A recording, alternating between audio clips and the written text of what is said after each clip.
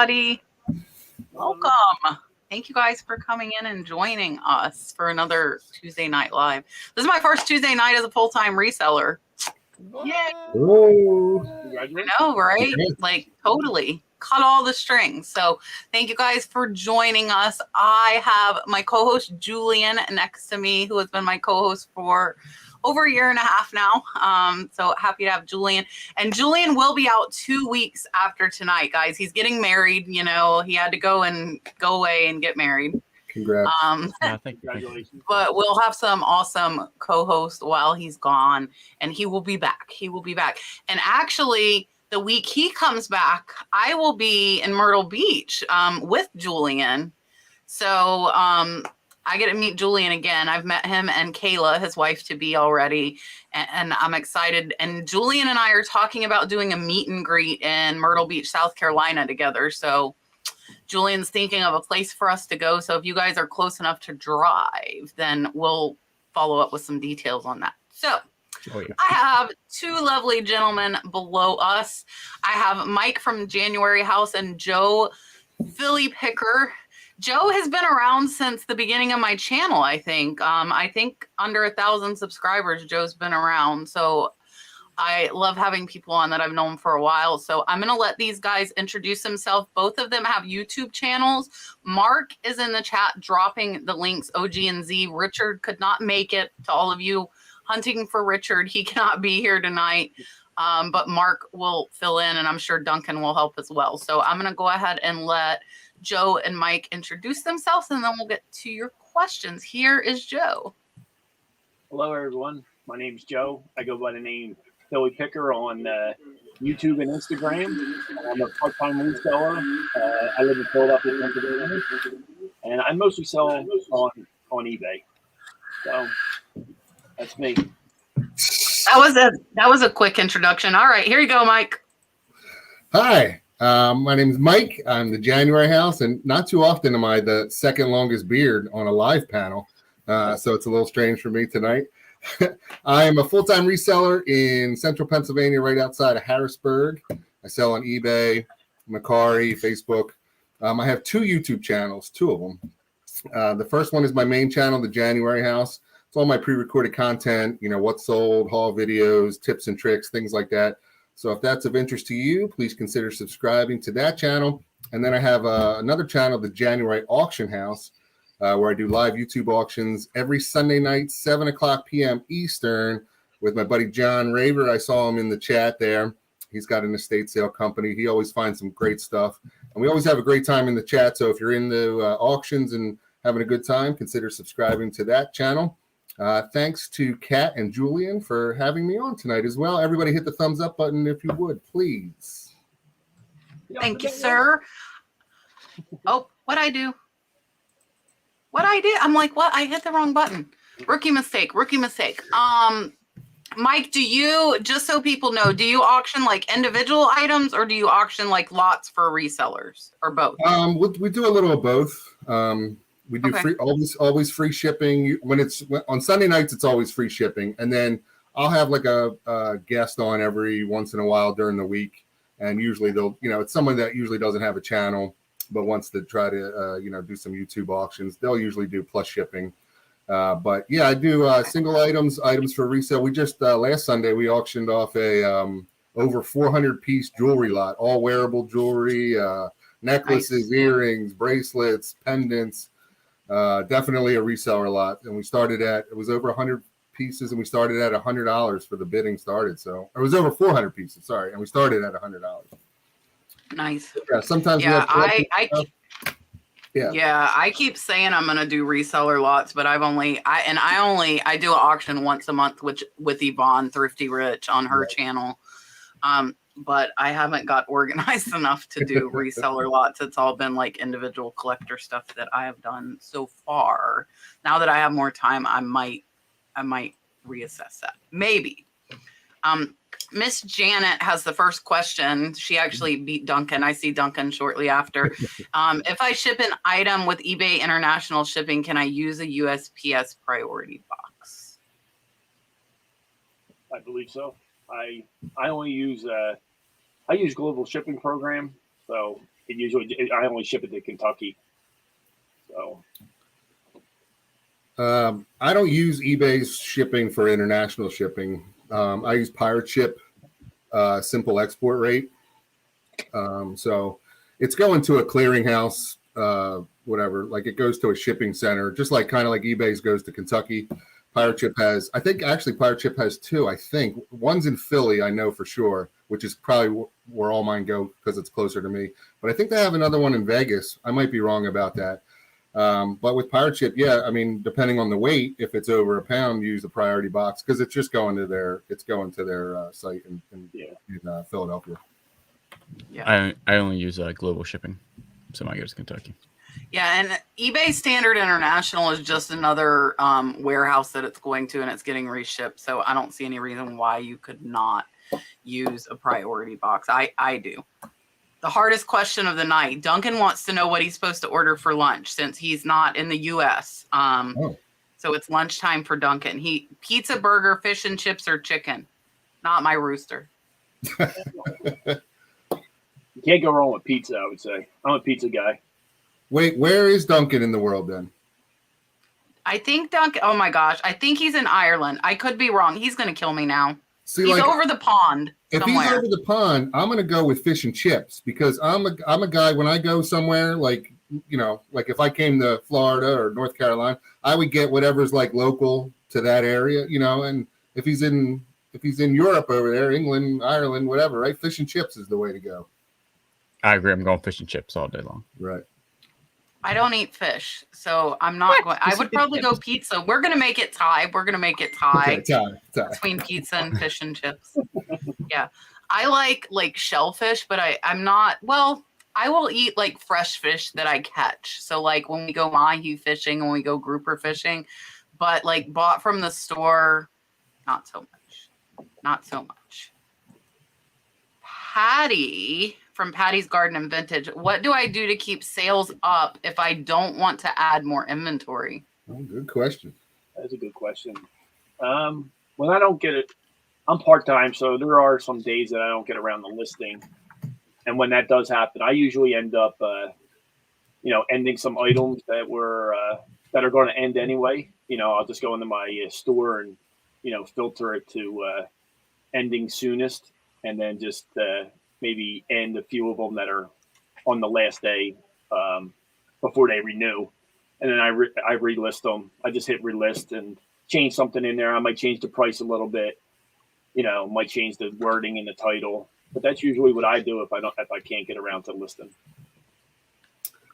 I would say, Patty, maybe consider cross-posting if you're not cross-posting to another site. If you're an eBay seller, maybe consider Macari. I use a service, to help me do that, or even Facebook Marketplace. You already have the pictures taken probably from eBay. You can just copy and put them over there. Any chance you can get more eyeballs on the same number of items, you increase your ability to sell those. So I would say if you're not cross posting, maybe try that. That was my answer, so I'm going to start off with something else.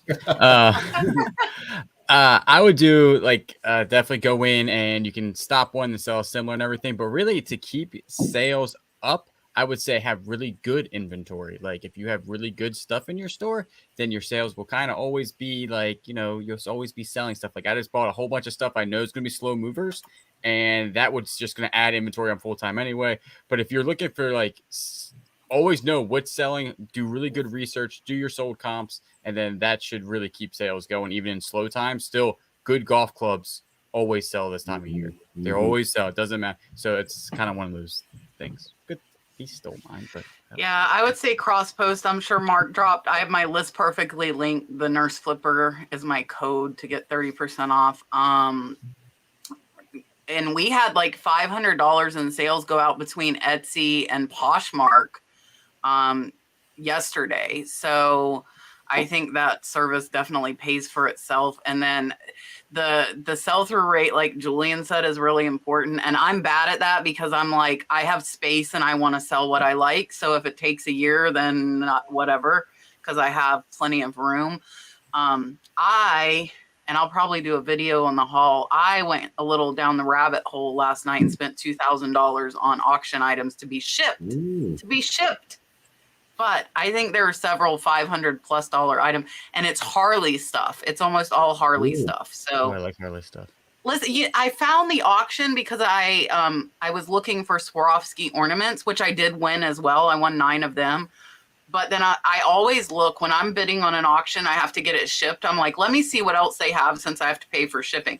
Well, this was like a Harley jam-packed auction, and I ended up spending a lot of money. But it's stuff that should be really easy to list. So yeah. So I'll probably do a haul. Hopefully, normally I don't care how long the auctions take to ship stuff to me, but this one I'm gonna be like, have you shipped it yet? Have you shipped it yet? Because it's so much money. It's so much money. But, yeah. All right, Duncan again. And Duncan is in Sydney. He messaged me to correct me. Duncan is in Sydney. He wants to know, and Duncan asks this every show, if you have some general eBay tips. He said his is having a good sales reward, so he treats himself with something if he has a good sales day. So, Duncan, this is more than one question. You're cheating. He says, what would you reward yourself with? So an eBay tip, and what would you reward yourself with if you had a good sales day? What would I reward myself with? I don't know. I'll get back to that one. But an eBay tip is, what can I say with an eBay tip? I don't know. I'm a firm believer of, like I said, I'm different. I'm part-time, so I know full-time guys and girls that, you have a little bit more time to put in your pictures. A lot of times, once I take the pictures, the item will sit there where I'll wonder why it's not selling, and it's because of bad pictures that I put up. So I think spending the time initially to take those good pictures does help out your listing. So there are sometimes I take that shortcut and not do it. So I think taking that a little bit of extra time to do the right, getting good pictures will help out your sales also. Now, what would I treat myself with? Well, it depends on what kind of sale. I don't know. I'm into sneakers. I like buying sneakers, so maybe I would buy myself a pair of sneakers. A nice pair of Jordans or something. I would say, if you're full time or even if you're part time, maybe, and you want to, grow your business into being full time at some point. I say it's easy to get caught up, especially if you're full time in, at least for me, I find myself, I could be in this room. This is where I list and photograph, and I could be in here 24/7. I could always work. There's always something to do. You know what I mean? Listing, looking up comps, cleaning something, organizing it, whatever, right? But I find especially if your sales are kind of slow, just taking a little break, maybe list, 10, 5 things, break it up during the day, right? We always say list every day. But if you're going to try to hit 20, whatever your goal is, maybe do 5 in the morning, 5 in the afternoon, 5 at night, whatever, take a little break. And for me, I try to do it that way, list 8 or 10. And then the reward I give myself is going home, sitting in front of watching Netflix for an hour, right? Because I think sometimes it's hard to when you are watching Netflix or doing something that's not reselling related. For me, in the back of my mind, I'm like, man, I should be listing or cross posting or photographing or, blah, blah, blah, So I think, take time for yourself, get your work done, but chunk it, make it into chunks and then give yourself a reward. For me, it's, sitting in front of a mindless television, just, watching an hour of Netflix or an hour and a half, whatever it is. And works for me. I want to go off the picture thing because I think that's important because I did go over my store the other day and some of my pictures are atrocious when I first started, but Photo Room has really been helping me out. Seriously, love that thing. It's great. It's just, I can't tell more things about it. They should sponsor me, but they don't. I still haven't got my link, and they said they would send it a month ago. But it is really good no matter what. That's super good. Right. And how I reward myself is kind of the same way. It's I do it on off time. When I say totally off, I'm talking I don't have a camera in my hand to do a YouTube. I don't have. It's totally kind of mindless. And I go fishing because fishing's not all mindless, but most of it is. I sit there and but that's how I got it. If I'm hey, I want to go ahead and list 50 items today, but if I do that tomorrow morning, I'll allow myself after I ship my items to go fishing for 4 hours or 3 hours or whatever, then come back and still go to work. But so that's how I really, and I usually do this method, and I learned it. This is going to sound weird, but I learned it from dog training because I was a dog trainer for a while for canines, and it's the reward method. So I do that to myself the same way. Hey, if I list 20, 30, 40 items for 5 days straight, I can go a whole day fishing next week, and then I kind of work for it to that. And it sounds odd to learn that. No, it works. I need like to do that. something like that. Yeah. Yeah, I really, especially now that it's all I'm doing, I think I need to get like a schedule or time block or something, because I am like, a squirrel. Like I just get so distracted so easy because there's just so much to do. My tip always is to buy low. And this is going to fall into the next question, because if you pay too much, you don't have room for offers, or if you thought it would sell for more than you thought it would, and you could end up losing money. All right, I'm going to grab Duncan's question, and then I see a super chat up there. Duncan has a question limit, if you guys don't know. Duncan is limited on his questions because, that's why he tried to sneak 2 into 1. And like, treating myself, probably, like, I've been taking naps. Everybody's like, you don't take. I have taken a nap every day but one since I went full time. I love naps. Naps. It's a good treat. So I say a nap. Yeah. Duncan wants to know if new sellers should sell stuff at a loss or break even to get sales going. He said he's hearing some YouTubers suggest that.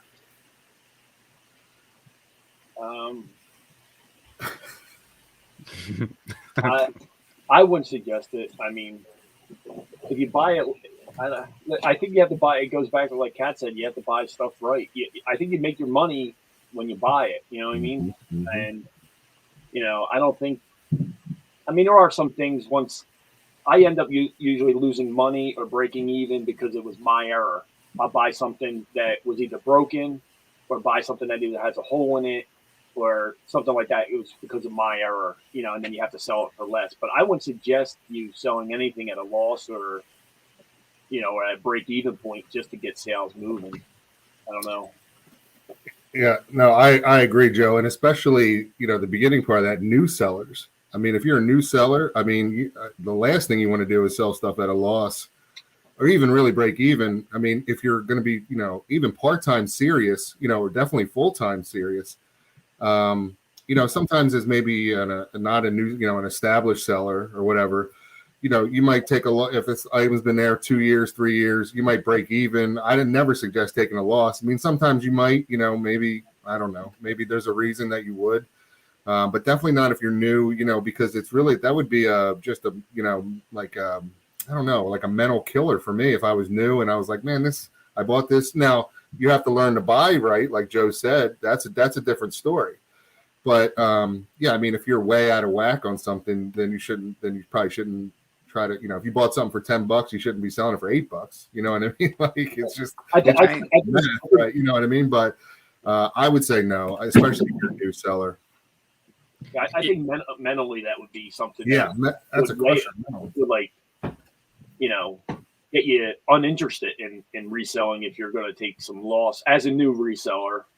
Before you're losing money before you get started. I think that would be a bad way to go. Yeah, bad for business. I'm not trying to make do losses here. Not trying to break even. Trying to make some money. Right. Now, if you are new, like you can research things that are sell fast. That maybe that will help out sales to get going faster and research that. But definitely, I would never suggest to ever take. And sometimes it happens. Trust me, I've taken losses on playing things. But kind of like you said, it was my fault. It was either broken. I didn't see something. There was something wrong with it, and that will happen. But I never intentionally will sell something less for what I bought it for. Yeah, I'm gonna go with everybody and make this a unanimous one and say no. And the morale thing, like that's big. Like if you're selling, you want to sell to make money. You don't want to sell to lose money or just to do it. Now I might take a loss if it's been sitting here 2 years, but I bet you money the lot I got it in or the buy I got it in, I'm already in the profit months and months ago.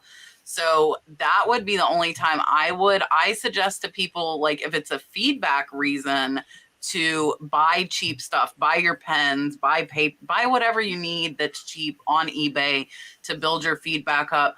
But as a new seller, especially if you're limited in your listings, look at that sell-through rate. And as hard as it is, only pick up stuff that's going to sell fast, which means a pretty high sell-through rate. So you want to see close to the amount sold as listed, and that way those sales will be faster.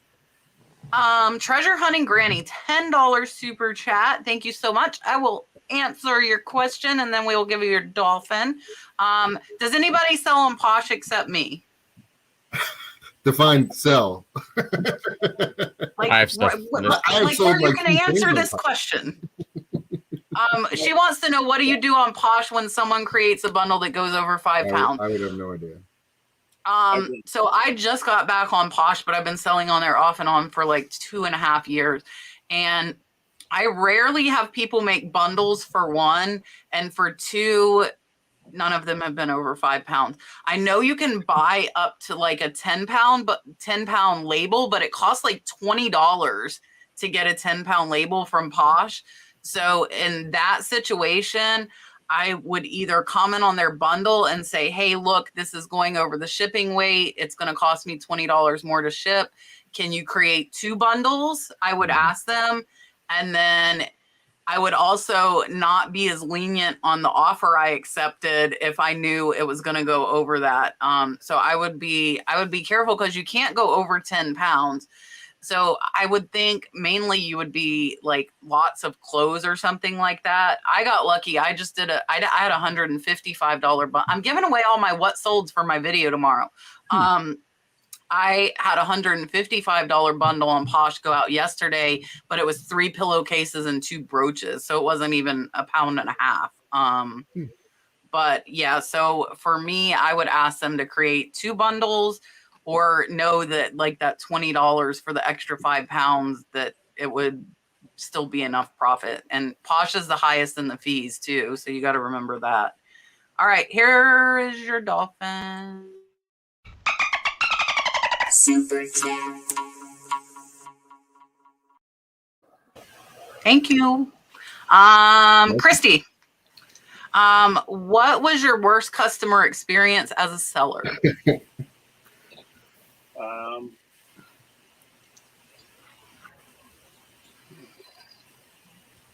Worst? I don't know. I was scammed out of a pair of Jordans that I sold. They sent me a used pair of Jordans back, a different pair altogether, and eBay did not help me. So I sold a brand new pair of Jordans. I think they were $200 and something, and then I received a return back, and it was a used pair of Jordans and not the same ones. I took pictures, sent it to eBay. You know, at the time you could call customer service, and I got no help from it. So that would be my biggest. I have a few. The one that just immediately came to mind at first was I sold these DVDs to a guy one time. Joe, remember this DVD guy? I sold these DVDs to a guy, and I offer free returns, you know, and I check everything. I have a disc cleaner because I sell a lot of video games as well. Everything goes through the disc cleaner, even DVDs before they go out. And I test everything, you know, so everything works. But I still do free returns. And if somebody says it doesn't work, you know, send it back and I give you the return, right? So this guy gets these DVDs and he tells me they only play, you know, up to a certain part, the DVD, and then it stops and doesn't play anymore. And I said, okay, whatever. I said, you know, okay, fine. And I have this like standard return thing. I sent him, you know, message back. And next thing you know, he got really upset. I don't know why he got really upset. And he said, no, I don't want you to be able to sell these to anybody else in this condition. So he starts breaking the DVDs and he's sending me pictures as like, it was like, as he was breaking them, like it'd be one where it was like broken in half, and then one where it was like, you know, 4 pieces, and then a pile of pieces. I don't know what he was doing. I was like, okay, buddy. Okay. So I ended up, I never refunded him anything. It was just weird. I was like, that's just, you know, if somebody's unhappy, that's fine. Send it back. I'll sell it to somebody else. But yeah, I don't know. Mine would be pretty easy. It was when I first started, this guy bundled a whole bunch of stuff together, like a shirt, like really odd things, like a shirt, a remote, something else small and something else electronic. I forget what it was, maybe like a camera. And when he got it, he immediately was like, the shirt's too small, the remote doesn't work, the camera's broken. And I was like, and I was new, so I was like, I don't know how to do this. So I was like, what should I do? And I asked him what I should have done, and he said, well, give me all my money back. I'm gonna keep all this stuff. I said, sounds good to me, bud. Yeah, I didn't know what I was doing. I don't tell the story a lot. But it's funny because that's how I got my first bundle lot off of eBay. I bought all this stuff from this one guy, and then I told him. It turns out that you could do that to newer, and now I would definitely just be like, hey, send everything back to me and we'll go ahead and give you the return. But that was I was complaining a lot too, like a lot of messages. I was like, I honestly don't remember because I've gotten the mindset of let them go, because otherwise they piss me off so bad and they get under my skin, and I will have a bad day over a $10 sale, and it's just not worth it. So now I'm like, I'll tell you guys, I will write what I really want to say to them, and then I delete it. That's a nice way to do it. So you get to tell them, but then don't send it. And yeah, so I've been like in the mindset of letting that stuff go for a long time, and it really helps. It helps because otherwise it will mess up your day. It will mess up your day. These people are overly ridiculous. So I cannot remember one. Duncan, I thought we had a 3-question limit. This is just for me. He wants to know, how is the first week not having to go into work? Do you have specific advice for anyone wanting to quit their job and resell? So I will tell you, first off, it's only Tuesday. So I haven't really had very many days yet. And the weirdest thing for me is, like I said, I need to figure out a schedule because I'm very like all over the place with like YouTube, and I have my camp, and there's just a ton going on for me. And several people commented on that video and said I gave them the strength to quit. I know one of my members who did quit, which that was not the intention of that video. But I think if you're unhappy at a job, you need to get out. And up until I was a nurse, if I was unhappy at a job, I quit. Like, there was no question in my mind. The hard thing being a nurse is I make almost a 6-figure income. So that's not something you can just be like, I don't like this anymore. Goodbye. So I would say make sure you know you're selling enough to sustain your... And if you're willing to like lower your lifestyle, that's fine. I know a lot of people said they had went to full-time reselling and kind of, stopped some extra things that were able to make it possible. I will tell you, that is not my goal. I want to live better than I was living as a nurse. Not cut things out. That's just me personally. I don't want to have to take anything away. I would like to be able to add things and do better. So, but I took 2 years to build my inventory up to 140,000 before I walked out the door. And my plan was not until the end of next year, and I got pissed off and I walked out 10 months early than I planned. But I would say, like, make sure you're self-motivated, make sure you're disciplined, because nobody's going to tell you what to do. And bills should be a good motivator. Bills should be a great motivator if you have bills to pay. But also, like, belief, like, don't think you can't do it, because if you think you can't do it, you can't. That is a big thing of mine as well. So I would say just get yourself as ready as you can. And it's hard for me right now because, like, I apologize to Joey in that video because I was like, dude, you're not ready. You don't have like months of your bills saved up. And I'm kind of on the opposite end of that, where now I'm just like, just do it. But don't just do it if you've never sold anything, because that would be very scary and you have no savings. You know, I'm kind of torn because I do want to say just do it and believe you can do it, but I don't want anybody to be homeless. So yeah, hard question, Duncan. That's a hard question. Julian, I see a super chat. Gotcha. There it is. Joe, the Breadman Resellers channel. Good evening. Always appreciate your time. Joe, thank you so much. I appreciate super chat. Here's your dollar. Super chat. Oh, I'm scrolling. Renee says, and I'm going to take this off, so listen carefully so we can see you guys and you're not Mr. Wilson over the fence. When I list, I usually see ship options for USPS and FedEx. I heard Golden State Picker. Actually, Mike will be on the show in 2 weeks. Speaking of Golden State Picker, say if you click standard shipping 1 to 5 days, you will get all 3 options, but standard ship option is not there. Why? Ooh, I know why. Okay, let's let you take it. Take it, Mike. So I'd ship that way as well. I do flat rate shipping on all my items, and I click standard shipping because it allows you not to be locked into USPS or UPS or whatever. But in the section above it, you have to make sure you're on flat shipping rate, not calculated shipping. So the first one you see is it's like flat, calculated, or whatever, free, whatever. There's 3 options, I think, or maybe there's 2 options, whatever. Make sure you're on flat rate at the top. And then in the next one where you can select all the different options like UPS, USPS, go down in the middle there somewhere, and it's standard shipping 1 to 5 business days. But that's only if you're doing flat rate, correct? Right. You can't do Right. standard shipping on calculated shipping. Like you can't be calculated. So Renee, you'd have to pick your price point that you're going to charge. Mhm. And this is hard. The shipping rates have went up a lot lately, a lot. Like I've started getting more and more messages like, why is it so much?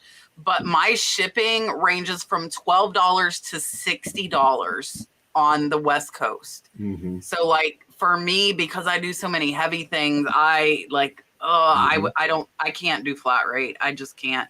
Like we have a 3 foot by 4 foot picture going out tomorrow. I was telling Joe this when just me and Joe were backstage, and like the ladies in California. And so it's $100. And honestly, it might be more, but it's 3 foot by 4 foot. The frame is solid, like thick wood, handmade. And I'm like, that's just what it costs. Like, that's what it costs. And it sucks because the prices are going up. So if you're in the middle of the US, I think you're okay. But if you're down in the corner in Florida and people in California and Washington State like to buy from you, because I thought about it. Right. Well, you're right. It all depends on what you're selling. And Yes. back to your original point, it depends on what you bought it for as well.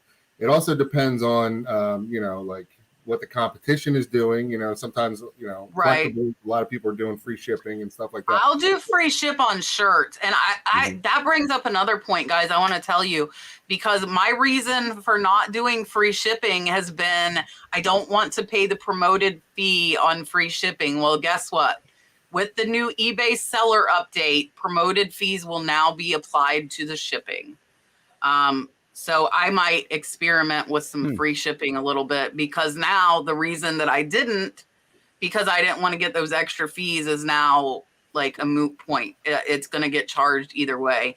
So if I think free shipping, like on those high dollar collectibles, where you've got plenty of room and they're 2 pounds or less, those might be something that'll work for free shipping for me. But I don't recommend new sellers do it, because I don't think you're like familiar enough with the weights and the prices that you could get got. Right. Here's another long one for what y'all are like. Mr. Wilson, doesn't he wear like a cap? Like the like, didn't Wilson wear the, you know what I'm talking about? Wasn't it the a fishing cap thing? Oh, yeah, Y'all need those so you can peek. Marla says, is anyone else having trouble with eBay today? They have recharged me over $200 for shipping I paid for 2 weeks ago. She called eBay and they say everyone is having this issue and they're working on it. Have any of us noticed that? I haven't noticed it. No, I haven't. But how do you know they're recharging you? Maybe I don't know they are. I mean, you were getting some kind of notification from eBay, I assume, right? Well, and if it was FedEx or UPS, you get charged after it's delivered. You don't get charged when you ship it. But I haven't had this issue at all. I don't think so. Yeah. No, Not that I know of. Right. Exactly. I'm going to take a look. Now everybody go look at your invoice. Christy wants to know if anybody is still dealing with the glitch of items changing to free shipping when you had it set to calculated. She just had to pay someone $3 to buy her item because of this? No, I haven't had any problems with that glitch in a long time. I've had it before, but most recently I haven't had it. You know what's funny is I've never had that glitch, but I think we talked about this on our show when Joe and I had a show with Dan. I always do I finish the listing on the computer. So I wasn't listing from my phone like forever, really. And I think that was a phone glitch. It was like setting to free. So if you were used to just scanning or scrolling, it wasn't always necessarily them switching it. It was sometimes you not noticing they had set it to free. Right. Some people in our Death Pile Destruction Facebook group said that happened to them. I had it happen like a month and a half ago one time, and I'm shipping out over 100 a week, so I'm not seeing it overly frequently. Yeah, me either. Renee wants to know, shipping something tiny like a baseball card. She has a tiny Lego manual. Is there a way to ship for less than first class? I think I'm going to just answer this real quick. So eBay has a shipping option for the baseball cards with tracking. If it's your Lego manual, I think you can do it in a plain envelope, like the 50 cents or whatever it costs now. And then you can pay like 40 cents for tracking, and then you're only 90 cents in versus $3. Does anybody else know anything about that? I just know about the baseball card one. Right. You can ship, or any kind of sports cards or whatever. It has to be so thick, and it has to be under a certain price, I think. But yeah, I have an experience with selling that. Yeah, I the only one I know of is that whatever option. And I don't even ever use that. I always ship it first class, really. I'm not big into selling cards, though, anyway. But, yeah, I do know that one. Otherwise, I don't know. I got nothing. Patty says 2 new beards. Patty, you should look back at the thumbnails of how many times I have been like the only one here without a beard. Because I feel like it happens pretty frequently. That happens. It happens a lot. Living Grace, what was a selling site you had problems with? The one that I had problems with that I stopped selling on was Mercari. They froze my account, said I was selling inauthentic items, wouldn't tell me which items. They did end up apologizing. They did end up messaging me and apologizing. They gave me my account back. I've chosen and will remain to choose not to use it. I don't want it back. They can take my account and yeah. Someone's Janet. I've been entering a custom SKU in the custom label, but I can't find it when it sells. Am I missing something? I think so, because I'm going to pull up one of my solds and I'll make myself big on the phone and show you. It should come up like right under the price. Here, I'll give away another big sell here. Let me untake your question off, make myself big. Let me cover this buyer's shipping address. And do you see it says Wall Big Shed? So you see their address, and then it says Wall Big Shed. So, whoa, that was loud. So it should be right under, and actually, like, so here in the main list, it says it right under it, custom label. So like all of the items have the custom label, clothes rack and shed. It should come up right under. Does anybody else see it anywhere different? Like when you guys are pulling stuff? I usually see it on I guess it was the same area as you there. Like right under the title, right? Yeah, like right above the price. Right above the price. Or when you sell it, it's there too. Like if you click into the item. Yeah. See how it's there right above send payment reminder.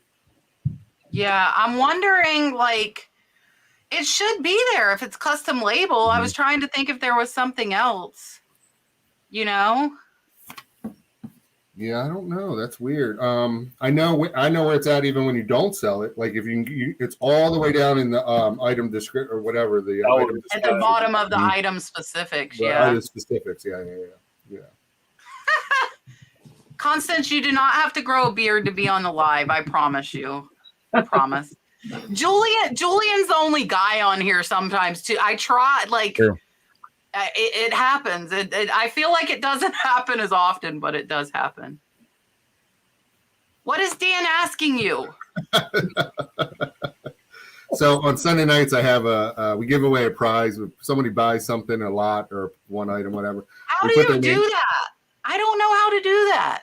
There's a website we use. We cheat, and you just enter everyone's name, and username, share whatever, screen, and share screen at the end when you're done.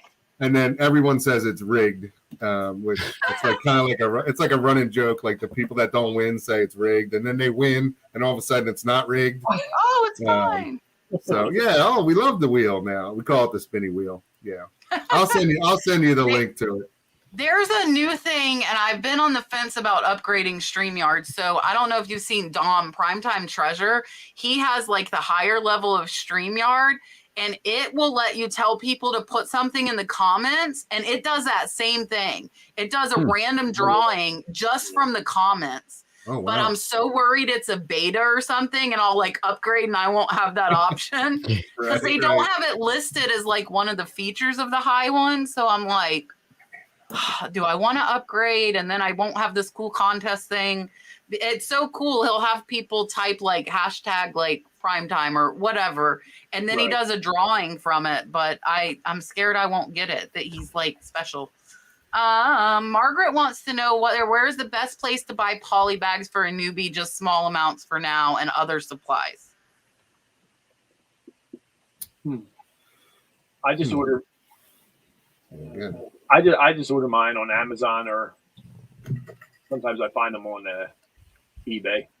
But I shop around and get the best price. Yeah, I just buy mine on eBay. I don't even shop around anymore. I found one guy that it's like so quick. The shipping just gets to me so quick. And I'm sure, I mean, maybe I'm paying a little bit more than somebody else, but I get them right away, and it's always there, and I just use it, so I don't even really look that much anymore.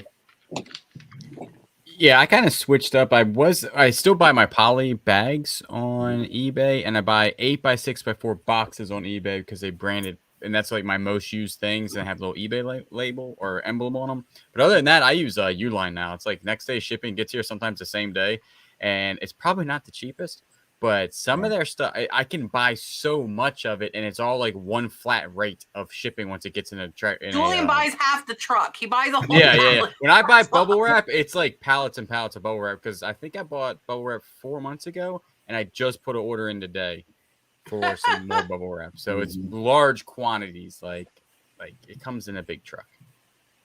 If it were me and I didn't need big quantities, because I buy big quantities too. Not like Julian. I don't buy a pallet full. I have too much inventory in my shed to have room for a pallet full of shipping. Yeah, it takes up a ton of room.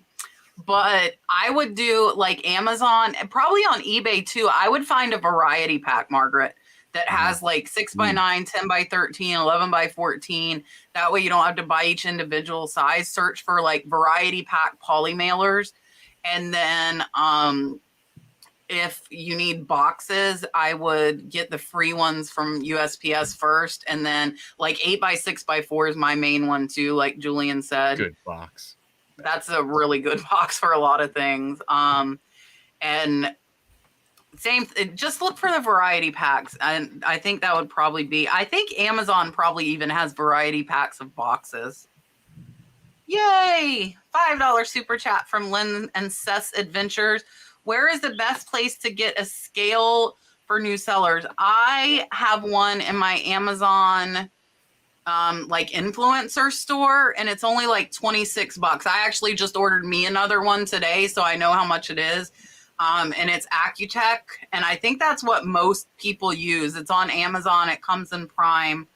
I have one, but me and Brad like fight over it all the time. So I'm like, I'm just getting another scale.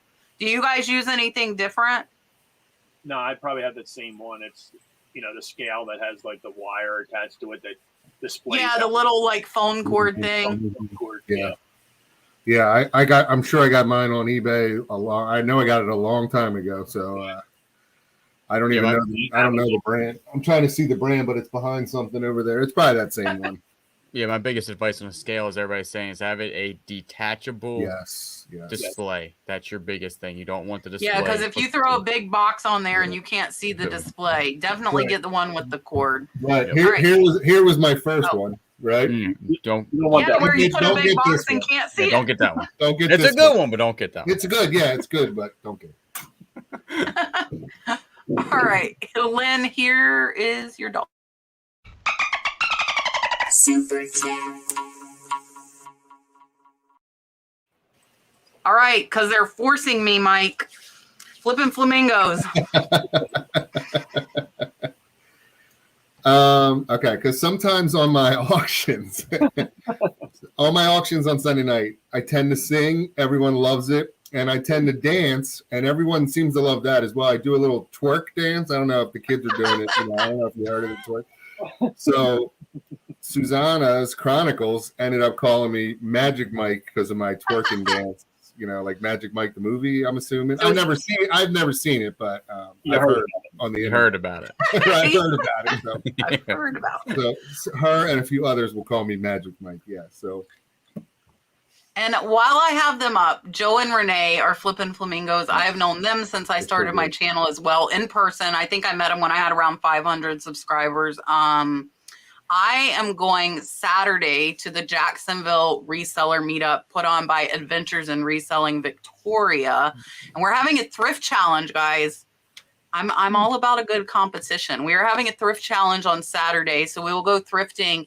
And then at 9 p.m. on Saturday night, there will be a live auction of what we all thrifted to determine the winner. The biggest return on investment will win, and then they have to get stuff from all of the other people. So Flippin' Flamingos has already scheduled that out on their channel. So if you guys want to see this thrift battle, I probably will not stay for the live auction because I'm 2.5 hours away, but you will see my stuff. Whatever I find will be there. And I'm going to be there all day on Saturday. So go to Flippin' Flamingos channel and set a reminder for that live auction. And I'm going to is it against the rules? Can I tell them what I got so they could buy my stuff? It's only one item. I'm going to find something good. This is a good question from Doyle's Warehouse. If you were not reselling, what type of YouTube channel would you have? Ooh, that's a good one. No brainer. Mine's the same answer as yours, Julian. I don't know.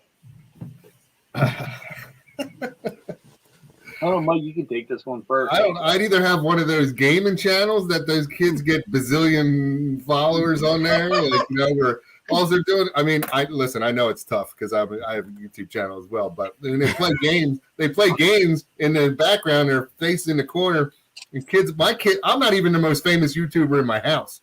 These kids are watching these kids play games. I'd have either that or I'd have a channel. I know this is two. I'm probably I'll take Joe's. The channel at night where it rains, like the rain sounds. I fall asleep to the rain sounds. That guy's got a bazillion. I mean, it's just rain falling. You know what I mean? And a black screen. Now you just made me have two answers, Mike. Thanks. I got two answers now too. Right. Okay. So those are my two options: gaming or the rain sounds. Are you going gaming or falling rain? Right. Oh, well, that's pretty I'll good. jump in there. I do like. I watched that guy. I forget his name though, but he walks around New York City. Just walks around New York City. Oh, the ones walking, walking, right. recording the people. Mm-hmm. Yeah, I would like to do something like that, but travel to different places, maybe That's not cool. in the same city, and just That would be cool. But that would be cool. I like that. I don't know. Now we have three answers. No. Yeah, hands down, fishing. I don't know how well it would do. I don't catch a lot of fish. I just like to go, more like relaxing in water. Maybe, I don't know. But that would be that. And then second, I watch a ton of when people go to like junkyards and stuff like that and try to start old vehicles. Yeah. I watch a ton of vehicle content like that. And so I would definitely go in there, and that would be kind of fun. They go to all types of these junkyards or barns and find these old cars and start them up. And I don't know. That probably wouldn't go over well too either. It's like I couldn't get one to start. My number one would be fishing as well, or like outdoors. I love the water. I love the ocean. My husband would love if we had a fish. We actually, that is one of our goals. One of our goals is to get a boat and get a fishing channel. We are less than 30 minutes from the Gulf. Wow. So one day that is one of our goals to do. And then Mike made me think of, so I watch Deerfield Beach live cam underwater. It's like under the pier. I would love to set up an underwater cam, like out in the ocean. Like it gets so many views, but you would have to like make your own little fake reef and like for the fish to come to. So there are fish there. They have the pier. But I think it would be cool to have an underwater, like 24-hour viewing channel. That would be, that would be fun. Somewhere out put here. Put it on the bottom of the boat. Yeah, put it like I'd love to see that kind of. I'm right Deerfield down. I'm gonna check that one out. It is amazing. It is amazing because you'll see like that's like 4 hours south of me, but it's under their public pier, and you'll see stingrays, you'll see sharks, you'll see like tons of like big tarpon when tarpon are in season. And then the cool thing is they also have one on top of the pier with the people fishing. And then they've got one of the beach with like everybody chilling on the beach. They're probably, that city's smart. That every city, if they're making money off that, you know, because it's like, let me just go see what's happening on the pier. Yeah. Yeah. Love that. Love that idea. Hi, Tiffany. Just wanted to say hello. Another Tiffany, 2 Tiffany's. Tiffany with an I. I just had someone buy 5 lowrider cars. They have not paid, and eBay just sent me a notice I could cancel the first one. Should I cancel it now or wait until the others are available to cancel? I don't know. I usually, if someone's not paying, I usually just end up canceling it because I feel like if I wait for the whole time, would they have 4 days and they know they don't. Well, no, she's saying though she can only cancel on one, so they like bought them successively, so only one's available to cancel right now of the 5. Yeah, most likely they're not going to pay. I would cancel it. I think I need a little bit more info. It's the same buyer, right, for multiple vehicles, but maybe they're like, have you sent them a payment reminder or multiple payment reminders now that there's 4 actual sales, right? And if they've not responded, that's one thing. But if you haven't, maybe try that. And then maybe they're waiting for an invoice from you with I don't know if you do combined shipping or if it was free shipping. And they're like, hey, I bought one and then I saw some more that I wanted, but I don't want to pay, you know. I don't know how you have your listing. That's what I'm saying. Like if it's more information, like I don't want to pay $4, you know, and they should reach out to you and ask that, but maybe they haven't, you know, I don't know. So otherwise, if none of that's true, I don't know. I'd probably reach out to them first and just say, you know, hey, I see you bought multiple items. One is over 4 days old. You know, are you still wanting these items? If not, let me know. I'll cancel the order. You know, you don't have to be snarky about it. You know, just say, just want to know in case I can relist it. Thanks for your time. You know, thanks. And let me know on the other ones or whatever. But it seems like maybe there's some more going on there. Yeah, I would agree. I would reach out to them and be like, hey, do you need an invoice? I would definitely have already sent them notice of reminder on like all of them. Hit them all at once with a whole bunch of them. But if I don't get a response, and I'm only going to cancel the ones that eBay's allowing me to cancel when it's over that time. If they do not talk to me, if they don't do anything, then I'm just going to go ahead and wait till, and I would probably do it right away. It's like if they don't call, like they don't get back with me within 24 hours or 36 hours, then I'm like, if I can cancel one, I'll cancel that one. When the next one comes up, I'll cancel that one, and just kind of like I'm not going to wait for all of them being able to cancel. Right. But definitely, I would be trying to talk to them because something's fishy. So I just had a sale, and I might kick myself in the butt, and I will update you guys once I know. I had somebody buy 4 pottery pieces. It's a $550 order, and they bought one, and then 2 days later they bought the other 3. And so when it got to day 4, I messaged them and I'm like, hey, and I didn't want to be like snarky or anything because it's a $500 order. So I was kind of, kid gloving it. And I'm like, hey, I just want to let you know, eBay could cancel this one tomorrow because you bought it 4 days ago. They automatically cancel it 5 days. So they were, and they have over 4,000 feedback. So let me put that into the equation. They're not a new buyer. And so I'm like, and they said, no, I'm going to pay. I'm waiting for a deposit to come through. I'm like, okay, that's fine. So then the order got canceled. They were going to pay like the next day, and they wrote me and said, oh, it got canceled. And I have non-paying bidders blocked. So what I did, and this is where I said I might kick myself, is I made all of the listings. I mean, I would relist them anyways after cancellation, but I unblocked them so they could buy them again, which they have now done. And it is now 2 days. 2 days since they rebought them without payment. Yeah. So hopefully they will actually pay, because it's a $500 order. I haven't had any other offers on this stuff. You know, I'm like, I would like to get the sale, but now I'm like, I'm going to be telling myself, Kat, you blocked non-paying bidders for a reason, you know, Right, it's the exact non-paying bidder, but I'm hoping that they will pay. The Whimsy Lark Vintage Treasures. When will I be in Pennsylvania? So I'm going to be with Julian. When am I going to be with Julian? I'm going to be with Julian March 20th to 22nd. And then on the 22nd, I am heading up to Pennsylvania. And I will be in Pennsylvania the 22nd to the 26th, hanging out with Dale Flippin' Fiasco. My mom is going to a quilt show there. That's why we're going. That's the main reason my mom wanted to go to the quilt show. I'm driving her. Dale is my best friend. So I get to go meet and hang out. Me and Dale are going to go thrifting, and I think maybe we'll go to the bins. We don't know what we're doing. We're just going to run around and be crazy. And hopefully I'll get to say hello to Dagny and Jocelyn as well while I'm up there. So it's crazy. It's only 3 weeks away. That's insane. Like that's insane for me. So yeah, I'll be in Pennsylvania in 3 weeks. I'm happy because last time Dalton got upset we had to leave the beach, because in Myrtle Beach we stay in a resort and it had the outdoor kiddie pool, and I'm like, it's going to be too cold most likely for him to be in the outdoor kiddie pool. It might not be, but I found a resort with an indoor kiddie pool, and it was only like $50 a night, guys. Cheap, really cheap. So that's why we're going 2 days on the way up, and we're going 2 days so we can start vacation with the pool and end it with the pool. Because that was all he talked about when we were in Pennsylvania. Can we go to the beach? Can we go to the beach? Can we go to the beach? So we're going to start and end on a beach note. And because now I don't have work, I can stay 2 extra days if I feel like it. And Brad's like, what, 9 days? I'm like, yeah, 9 days. Because he runs everything while I'm not here. So yeah. Hold on. Let me scroll.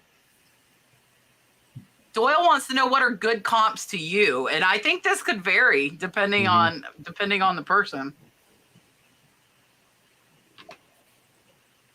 Like as in price wise, I would take it as like sell through. That's what I would take it as. Like, what sell through rate do you want to see? I would like to see 100, at least 100. Yeah. Sell-through rate. I've become a little bit more pickier on what I pick up anymore. I still do have a death pile that's a lot of clothing, so I try to stay away from that. But I try to. Right now, I would say at least 100% sell-through rate on everything, or I'm not picking it up. But that's just me. Like I said, I'm part-time. I know full-time guys have, a different outlook on that. Yeah, I mean, I'm kind of mixed on that as well. Like, some of the things that sell really well, the sell-through rate compared to how much are listed is kind of bad. Like video games, if you look, have huge sell-through rate, but sometimes there's still a lot listed on that kind of stuff. But video games are a great seller. And just excluding that, I sell a lot of I sell video games, which has a lot of competition, but I sell a lot of one-off ephemera items, or, maybe one or two off, not too many out there, right? As opposed to video games. And I used to worry, when there was so many, competitors out there when I would list it. But I think there's a lot of other factors, at least for me, I started to realize maybe there's other factors like your feedback score, if you're a top rated seller, maybe the comments, I think photos. Yeah, photos, right. Quick shipping and is always like a comment in my feedbacks. because I always think like, man, this thing's got there's 500 of these, and here's mine, 501. This will never sell, and I put it in the basement, whatever. And next thing you know, it's sold. And I was like, wow, like and I'm not like any real less, I'm definitely not that much higher, than somebody else. I'm usually right there with the sold comp. So, but I don't know. Generally speaking, I know that's kind of like a niche answer, but generally speaking, yeah, it has to have a decent sell-through rate for me to want to sell it. But I do sell a lot of like one-off things that are just not common out there, and I'll just take a shot, either eBay auction or list it high and see what happens. And you'll know what the market is if you do something goofy like that. You'll get offers if you list it for $400 and you're getting offers at the $100 level, you're probably way too high, a little too high there. And I'll also I tend to buy something that's a little bit smaller, that's a slower seller than a huge item that might sit for a long time. Because it's not taking up space. Right. With DVDs and video games or whatever, they're easy to store, they're easy to list, and they're easy to ship. So I'll take more than a bigger item. I should say. So there are different factors in it. I don't think saying this comp has to have this sell-through rate, or I'm not picking it up. But smaller item I'll pick up. If that helps you out at all, I don't know. Yeah, I don't know. These answers aren't really helping. No, none of them are really clear. Like a lot of this stuff isn't clear cut, and it's like our opinions on what we think. Right. So, yeah, this is a tough one because each thing that I pick up, like has like its own little. You know what I'm saying? Like everything I pick up is different. Like but like golf clubs, let's go to golf clubs. Have so many. Like a good sell-through rate on golf club would be if there's 100 listed and there's 50 sold, and it's in January, then yeah, that's a pretty good because you also do like times of years. So if you're like looking at something in the golf industry that's selling in January, February, you should probably pick that up because when I think it's like April or May, that's going to sell extremely fast. Then you got to think about like Christmas time. A lot goes into that. But my easy answer is like if I can make $10, I'm feeling pretty good about myself. Yeah, I mean, yeah. Yeah, a lot goes into that answer. Yeah. There's a lot. Yeah. So for me, I don't use comps. I use them when I'm researching, but I am not a big thrifter. I am an auction buyer. So like last night, I bought a lot of 300 Harley pins. Yeah. Because I'm great. My husband's like, nobody has ever said that. I'm not going to give away. I paid a lot. But so like for stuff like that, I'm not comping individual. I'm looking more at like the actual price they'll sell for and what I'm paying. And that goes back to, again, I have this 12 by 40 shed I'm sitting in. I have 2 other 12 by 24s. I have room. For the stuff to sit there. If I'm buying it really low, if it sits for a year, then that's fine because I paid $1. And 9 times out of 10, even my $3,000 auction buys, they're paid for in the first month. So in 30 days, they are in the profit. So if the rest of that stuff sits here a year, I'm okay with it. Now, if I'm out thrifting, I like to see, which isn't very, very often, but I like to see like a 50% sell through. So 100 listed, 50 sold. So typically that means it'll sell within 6 months. Because you're looking at a 90-day, history.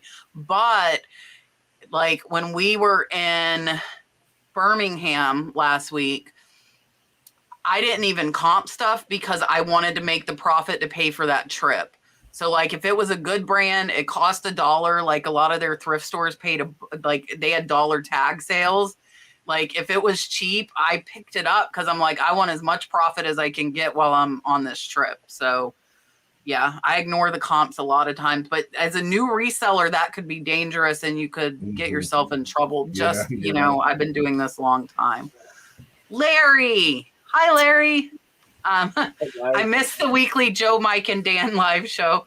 The $10 for Brad to get pizza. Listen, Larry bought us all pizza when we were in Cincinnati. Larry is an amazing guy. I heard. Larry is an absolutely amazing guy. I had the pleasure of meeting him in Cincinnati last year. So Larry, I guess I give him $10 to get some pizza. Here's a random fact though. Brad does all the cooking. I have not cooked in over 5 years. If you guys wonder how I do as much as I do, it's because my husband does the grocery shopping and the cooking. I do not do any of it. So yeah, that's how I can do so much. Cause I know how to cook. I know how. I might not anymore. I might have forgot. I have not cooked really in over 5 years. So Larry, thank you again. I appreciate it. Here's your dog. Super chat. This is a good question, and I'll take it down. Another long one. If you were established on one platform, so that platform is not eBay, okay? If you're established, say you're established on Poshmark, Mercari, Facebook, Depop, whatever, and you decided to expand to eBay, would you recommend getting an eBay store, List Perfectly, or something else as your first, they said app, as your first investment? So if you were on another platform, you were going to go to eBay, what would you buy to make that happen? I think it would depend on how many items, you're bringing over to eBay. I think, you have to have they charge you after a certain amount. There is a number where it does make sense to buy a store. I don't know what that number is of items. I don't know. I don't use List Perfectly. I'm established on eBay. That's the only. I have a Mercari account. I don't sell much on there at all. I do a little bit of Facebook Marketplace, but mainly 98% of my business comes from eBay. So I don't need a list, cross listing app or anything like that. So I'm probably not the best to answer that question. Yeah, I would kind of echo what Joe said.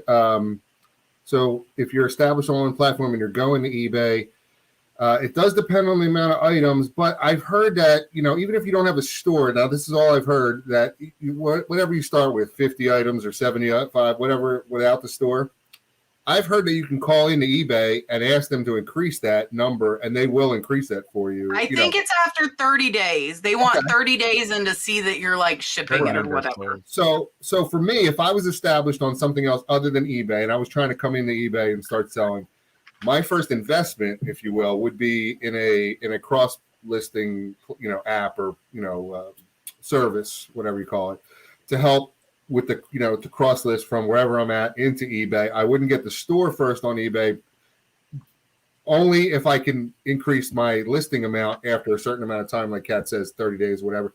Just see how it works. You can get the store whenever, right? I mean, make a couple bucks on eBay. Use the money to cross post those things so it's easier, right? You know what I mean? And then if sales are fire, then get the store and ramp it up. That's what I would do. Yeah, I'm almost going to echo that because I had a buddy just started a thing on eBay, and he was listing like kind of some high-end electronics, and all this stuff was from an actual vendor, and I knew he had receipts for it, and they suspended him over and over and over and over again because they said it was stolen, and he would send in his invoice or whatever he got it from, and then they'd come back and say it was a terrorist organization. And I was like, that's insanity. And they kept doing it over, and he was like, this is insane. So I would start like, you're only going to be able to list so much. He could only list 10, but he was listing like $10,000 computers. So that's pretty decent, So what you're only going to be able to list is a certain amount, but then I would definitely get into, I like List Perfectly. When I was cross posting, you can fly when you're really cross posting stuff. So if you have a lot, I would trickle into eBay because they might tell you can't sell so much for whatever. But when that period's over, List Perfectly, and then just start taking a couple hours watching a movie and just sit there and cross post. But you got to be on a good it's not like this. Yeah, and I'm going to almost echo Julian. So I have 2 personal coaching students right now that are coming from Posh onto eBay, and I had them get List Perfectly because I think they both have 250 listings. So you have to make sure you have room for those listings, but both of them have like hundreds on Poshmark. So they have the listings there to move from one platform to the other. And I put out a video on how I do it, and that's I list on eBay. I'm an eBay lister. That's my main platform. So I would take whatever those listings were, whether it was Posh or Mercari, put them into List Perfectly's catalog, and then put them over to eBay. So when they sell on one platform or the other, you just go on List Perfectly in listing, and it ends them on all of the platforms. So like mine, it'll end it on Etsy, Facebook, Poshmark, and eBay. But I didn't start with items in List Perfectly catalog, and I was kicking myself because I was having to go to every single platform and find it and take it down. So that's what I had both of them do, was get List Perfectly. If you have the listing amount, I do not recommend getting a store until you have over 250 listings, because you get 250 free. So I wouldn't do the store at first. I would get List Perfectly, take those listings, put them in the catalog, put them to eBay. And honestly, if you're moving from one place to eBay, I would go ahead and put it on another platform, because it takes one more click and you could put it on like eBay and Facebook Marketplace or something like that, because you're already doing it. And then it's easy to end them as well. Miss Christie would like to know, do you have a minimum that you list every day? I try to list something every day, but with being part-time, I don't list every day. It's usually I list about 4 days a week, and I try to at least list about 10 to 15 items that way. You know, and the days that I don't list, I do make sure that I end some items and then relist them, my own items that are already listed. Just change something in there.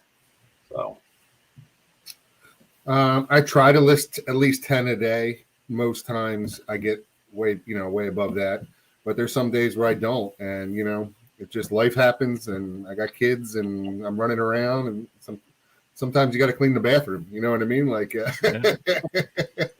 True. Don't beat yourself up. Just list as much as you can every day, and make sure you take some breaks for yourself, and you'll be all right. I used to. And then when like you get to a certain, I don't know, maybe not when you get to a certain point, but I think to me, when I got to a certain point on eBay, if I didn't list for like 1 or 2 days, it wasn't such a big deal to me anymore. It was like, stuff happens. Bathroom's got to get cleaned, right? So I might not be at a list that day. And before I would be like, no, I have to list 20 items today. And I would get it done. It would be 4, 3, and 4, 5 in the morning. I'd still be, listening. So I haven't been to bed or whatever. But now it's like, no, I mean, today I did a lot of YouTube because I'm gonna be gone for a while, so I have to like get a whole bunch of content.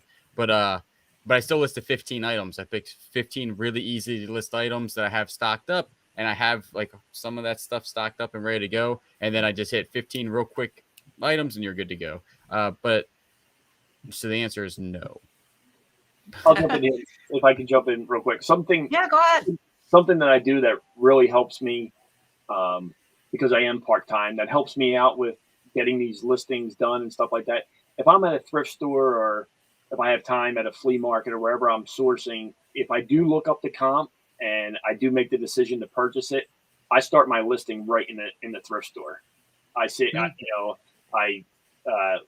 hit list, list similar or whatever, and then I'll change the price to what I want to do it, and so it's there as a draft. So all I really have to do. I should probably do that. That's a good idea. Yeah, that's a good tip. And then when I have them listed, and they only stay good, I think, for 90 days in there. There are some times where, I changed my mind and I didn't buy that item.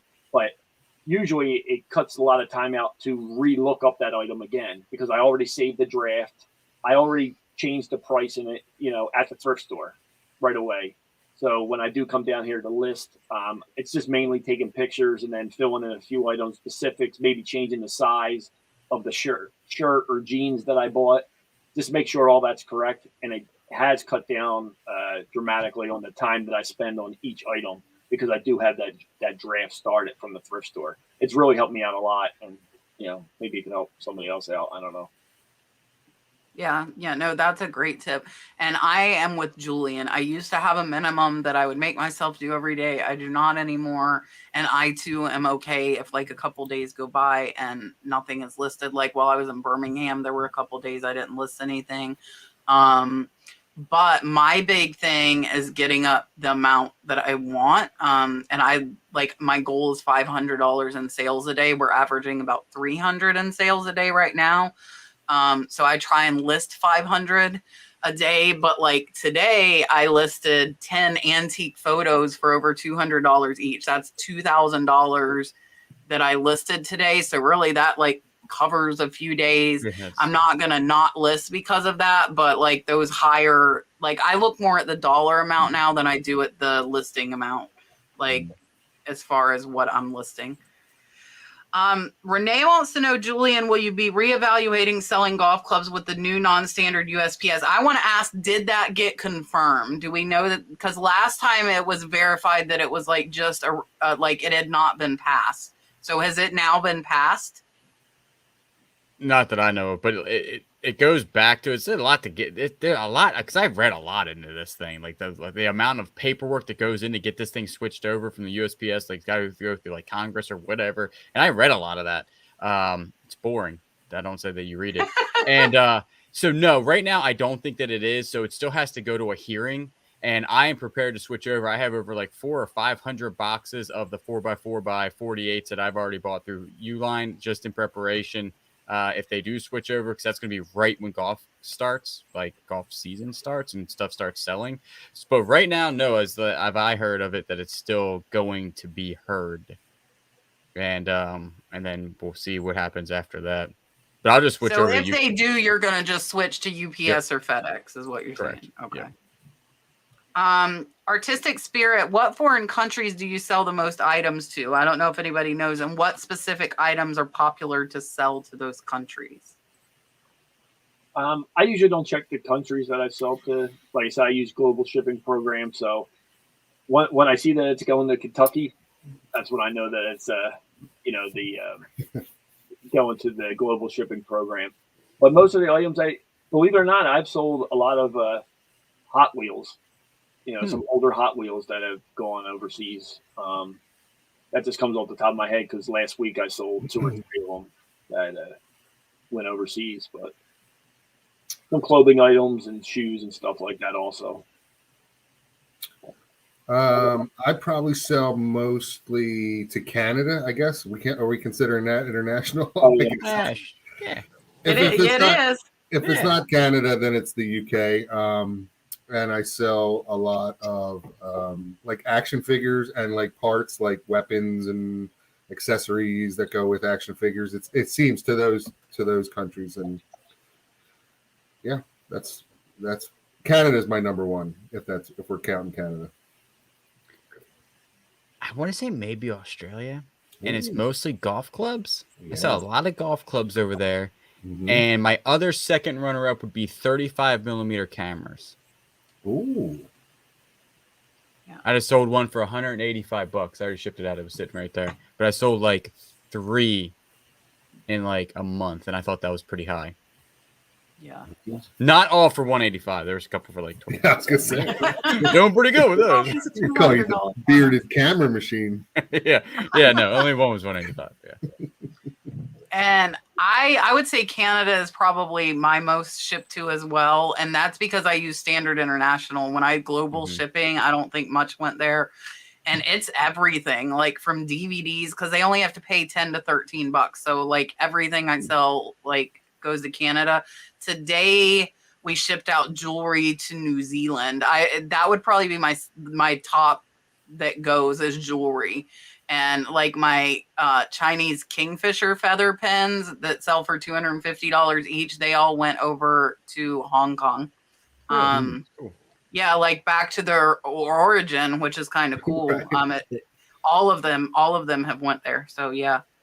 I don't know if you guys sell golf bags. I don't know if this is just for Julian. Do you use golf bags selling? Are they hard to ship? I never sold a golf bag. On eBay. I have sold them locally. I've sold a few locally, but never on eBay. Yeah, I've sold one on Facebook Marketplace, but never on eBay. Right. They do sell. It all depends on the brand.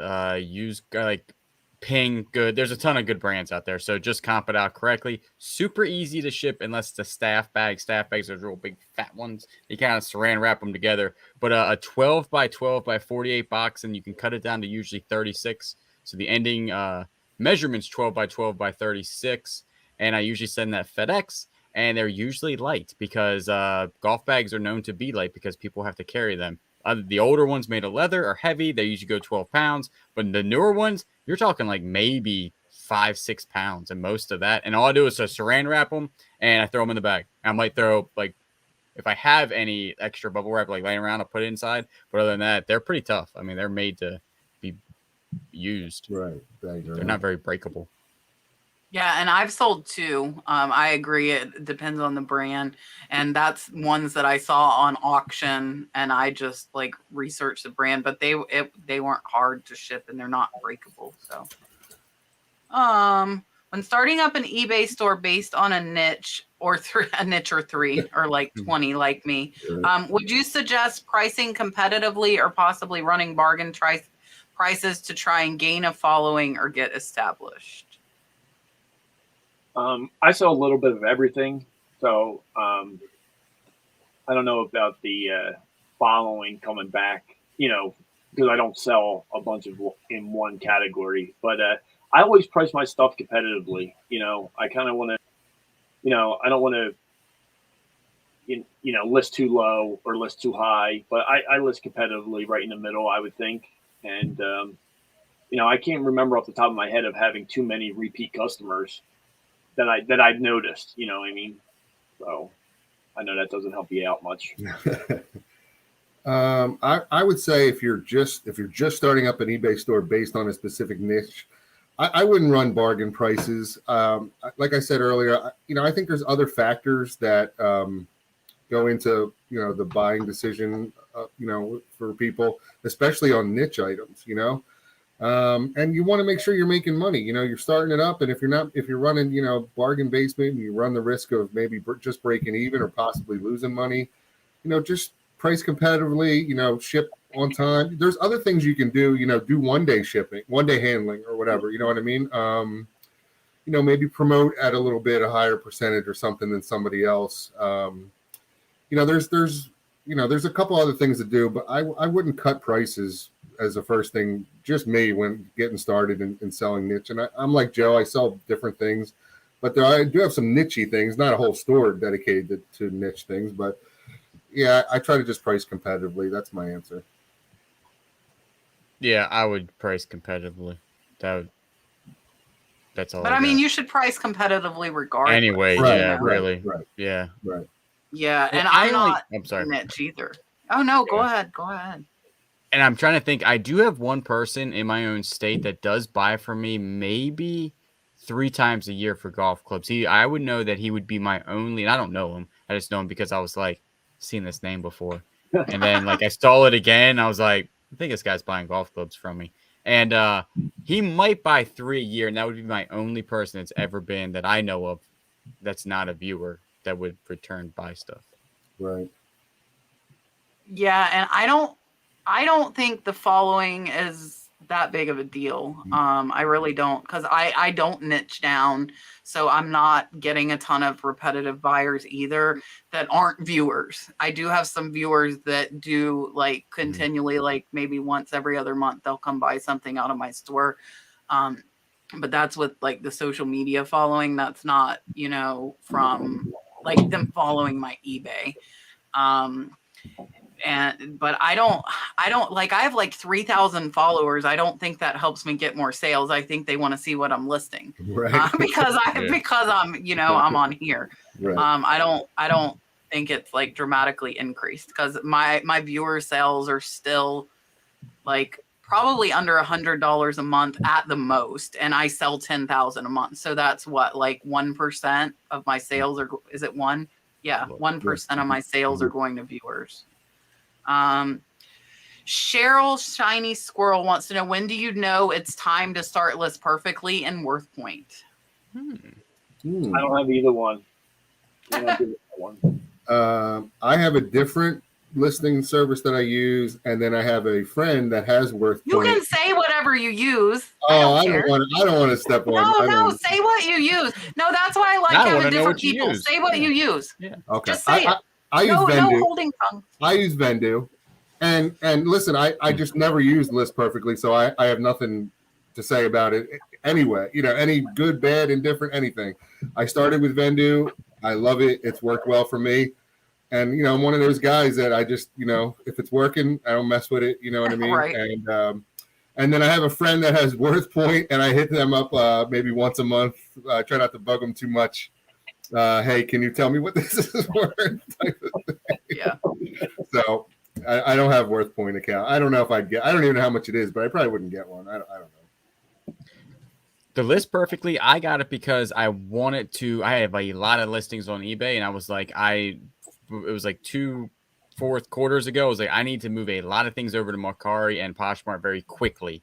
And I was like, there's no way. And that was like, it was going to be well over 300 or 400 listings. And I was like, this is going to take me forever to do this one by one. So that's when I got it, when I was going to move. I would say anything over like 100, maybe 150, 200. It really is very quick, or any other app that would help you do that. And Right. WorthPoint, I actually just got one because I basically was getting into stuff where I don't know. Did you use my link? I did. Okay. I went on your, clicked your link, and then got it. And because it's really not that cheap, to be honest with you. But I got it when it was like 10 times in 1 month. I was like, I don't know how much this is worth. Or I'll look it up on Google, and it shoots me to a WorthPoint thing, and I can't see it. And I'm like, man, I know this thing's got to be worth like a couple $100. And to be honest with you, the one thing that was a tennis racket case. And the thing's worth like, it was sold couple years ago, and you know, it was like $100 and some bucks. I was going to price it at $30 because that was where I thought it should be at. And right there, I mean, it hasn't sold yet, but I have a lot of viewers, and I think it'll sell around 75. So when like 10 times But when in 1 that month, sells, it pays for the month. yeah, exactly. Like, Then all the other ones are, but WorthPoint is very useful for sure. yeah. So List Perfectly, I would say whenever you're dedicated to, you're going to put everything over, you know, like if you're listing 10 things, put them over. I pay my mom to do my cross posting, and I didn't do Vendu because it didn't have Facebook Marketplace when I started, but I like fell in love with List Perfectly. So it's almost the same. Like that's what I've always used for 2 years, and I love it. And I know people that like both. As far as WorthPoint, just like Julian said, if you're finding all these one-off items that aren't in that, you know, 1 year eBay history, and you're continually, like I find them with Google Lens, it leads me to WorthPoint comps. And then if I can't find it on eBay, I would say if you're like, just like he said, if repeatedly you're like, man, that's on WorthPoint, and you can't see the comp, that's when it's time to get it. And it's $23.99 a month. But like, just an example, the Harley auction I bid on last night, I comped probably 30 things on there that were not on eBay, like $500 pocket watches that were only on WorthPoint because they haven't been available for a couple of years, which tells me I can sell it higher than the last one that sold. Right. And I like WorthPoint too, because you can go by like descending date and see like what it's selling for now. And is it trending up or is it trending down? You know, you can see 10 years of history, but it's really more for like the collectibles and one-offs. I feel like Julian was it an older tennis racket cover? It was. Mm-hmm. Yeah. Yep. So it's stuff. It depends on what you're sourcing. Some people never need WorthPoint because everything they sell's on eBay. So I wouldn't want you to get it if you didn't need it. That's the last thing I'd want. But if you're like, you'll know, like if you keep going to it, and I've had it for over 2 years, and typically one sale a month that you priced significantly higher because of WorthPoint is going to pay for it. And I have stuff I've priced like $300 more than I would have without it, which pays almost for the whole year, you know, like on one sale. So yeah. I think, so Diana's asking about her 1099. You can print it from your seller hub, but she's saying it states no 1099. So last year, I think eBay's still going off the $20,000 rule. Right. So if you didn't make $20,000, you won't get a 1099. You just claim that money as income. You just won't have a 1099. The $600 did not go into effect until this year for eBay, I believe. Right. But 600 was there for Facebook, Mercari, Poshmark last year, so you should have got those, I believe. Lori wants to know, and I don't know that any of us know the exact amount, but if we could guess, what percentage of sales are international, and do we exclude any countries? No, I don't exclude any countries. I use global shipping programs, so whatever they ship to, I ship to. This week was weird. This last weekend, I think I sold 15 things, and 4 of them went international. That's what I was looking up when from the other question. I don't think. I mean, that's rare to have 4 items in the weekend go there. But like I said, it was a transformer. Thomas the Train went international. A Hot Wheel. So it was just one of those weekends. So I don't really know what the percentage is, overall. Yeah, I don't use global shipping unless it's something heavier than 4 pounds. I use Pirate Ship simple export rate, and it doesn't exclude. I don't exclude any countries. But I would say I have a pretty high. I mean, it seems high to me. I would say it's probably in the 15% range, just pulling it off the top of my head, which to me seems high. Like Joe, I saw a lot of action figures, Cat Set DVDs and stuff. Canada buys a lot of items from me, and the UK, and then some random countries thrown in there. Books. I saw a lot of books overseas. And sometimes they're like autographed by the author and stuff like that. But I think it's pretty high. I would say 15% without checking, easy. Yeah, I do global shipping, so whatever, I don't exclude like any, they can do all that on my behalf or whatever, I'm trying to sell. And I would say probably 3%, 3 to 5%. But it's funny because this week or last weekend, I had 3 or 4, and I usually don't get that many. It was probably from like a Thursday to a Monday. I had 3 or 4 go international. It was high last weekend for me, so I don't know why that happened. I had a couple Harley gear. Brand new Harley stuff go. That was my main thing that sold over. Yeah, I need to sell a lot of Harley stuff soon. Mm-hmm. A lot of Harley stuff. I would guess like 5 to 10%, which is a decent, so like 1 of 10. So like today, I think we shipped out 8 and 1 went to New Zealand, and that's pretty typical. Like probably 10% for me, and I do not exclude any countries. I do not know what Dan means. What does Dan mean? Oh, he was. So I had this. Oh, like what so kind I it is? These monsters, and I wasn't paying attention. It's just a Monster energy drink, and I grabbed the box off the shelf at the Walmart. I just grabbed one, and I didn't realize that there were 6 in the box instead of 4. Like a Monster box comes with 4 of them, like in the case.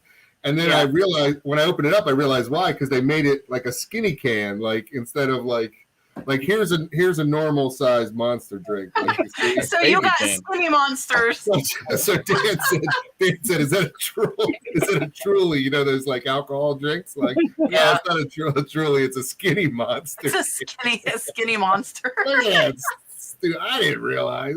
It's a diet monster. Yeah, right. I'm watching my Monster intake with the skinny one. Now you got to drink 2 of them. Right. I only want to be up till 3 in the morning, so I'm taking this one. Not till 4. All right. LaDawn Miller sent a $3 super chat. Thank you so much. I greatly appreciate it. Here's your dollar. Super chat.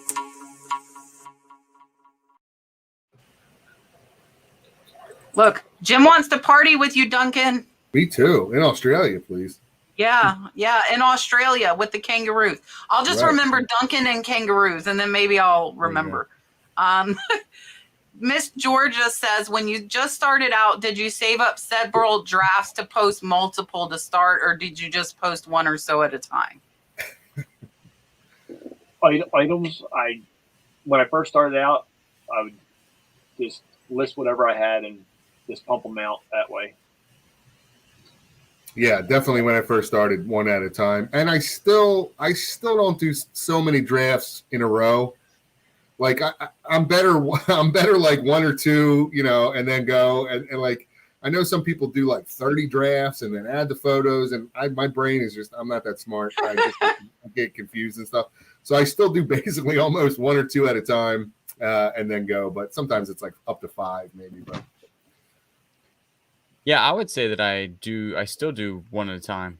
But yeah, I just changed how I take my pictures and how I edit them. But other than that, I still do like one at a time. I don't, Right. I very still, actually, I could say I probably have never done a draft and then later put the pictures in. I'm saying one. Oh, go ahead, Joe. No, I just say since I started doing the thing at the thrift store, starting. Oh yeah. Sure. Yeah. I just come and I take the picture. Right. And then there are some times where I don't have enough time to sit down and take the pictures, put the pictures in. I'll take a bunch of pictures where I have them in my phone. And if I'm going to do something or if I'm going to be away for a little bit, then I have some pictures already in my phone and the draft already started.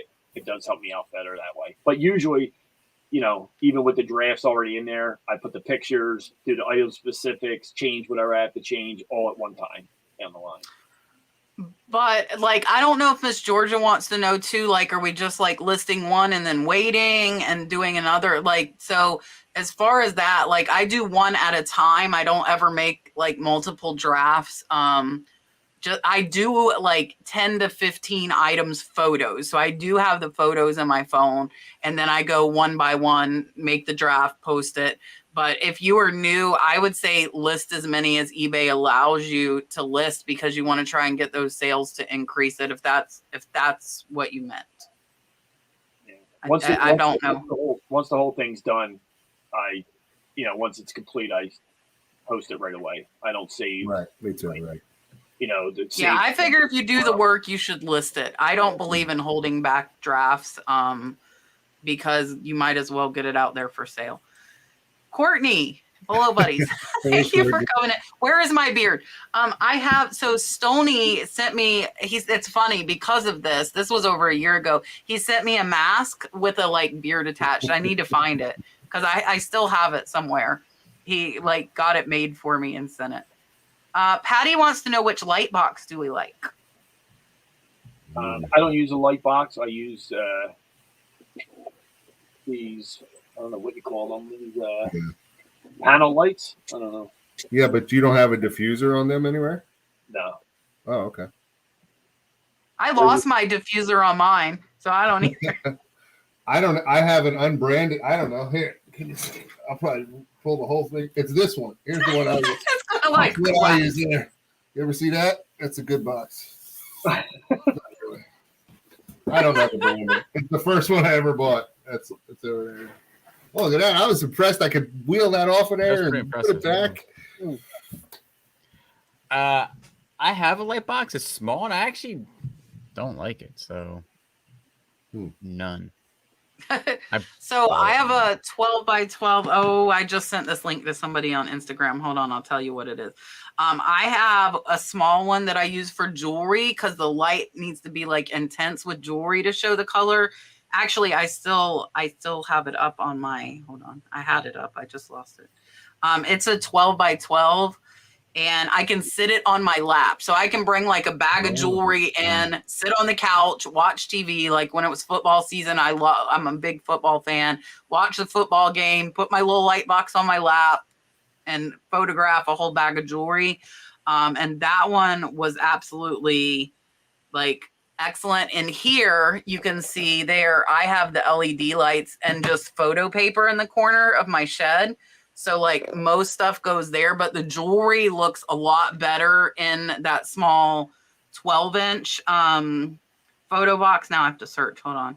And I have it on my Amazon store and I have those lights and the paper because that's just photo paper and 2 LED lights.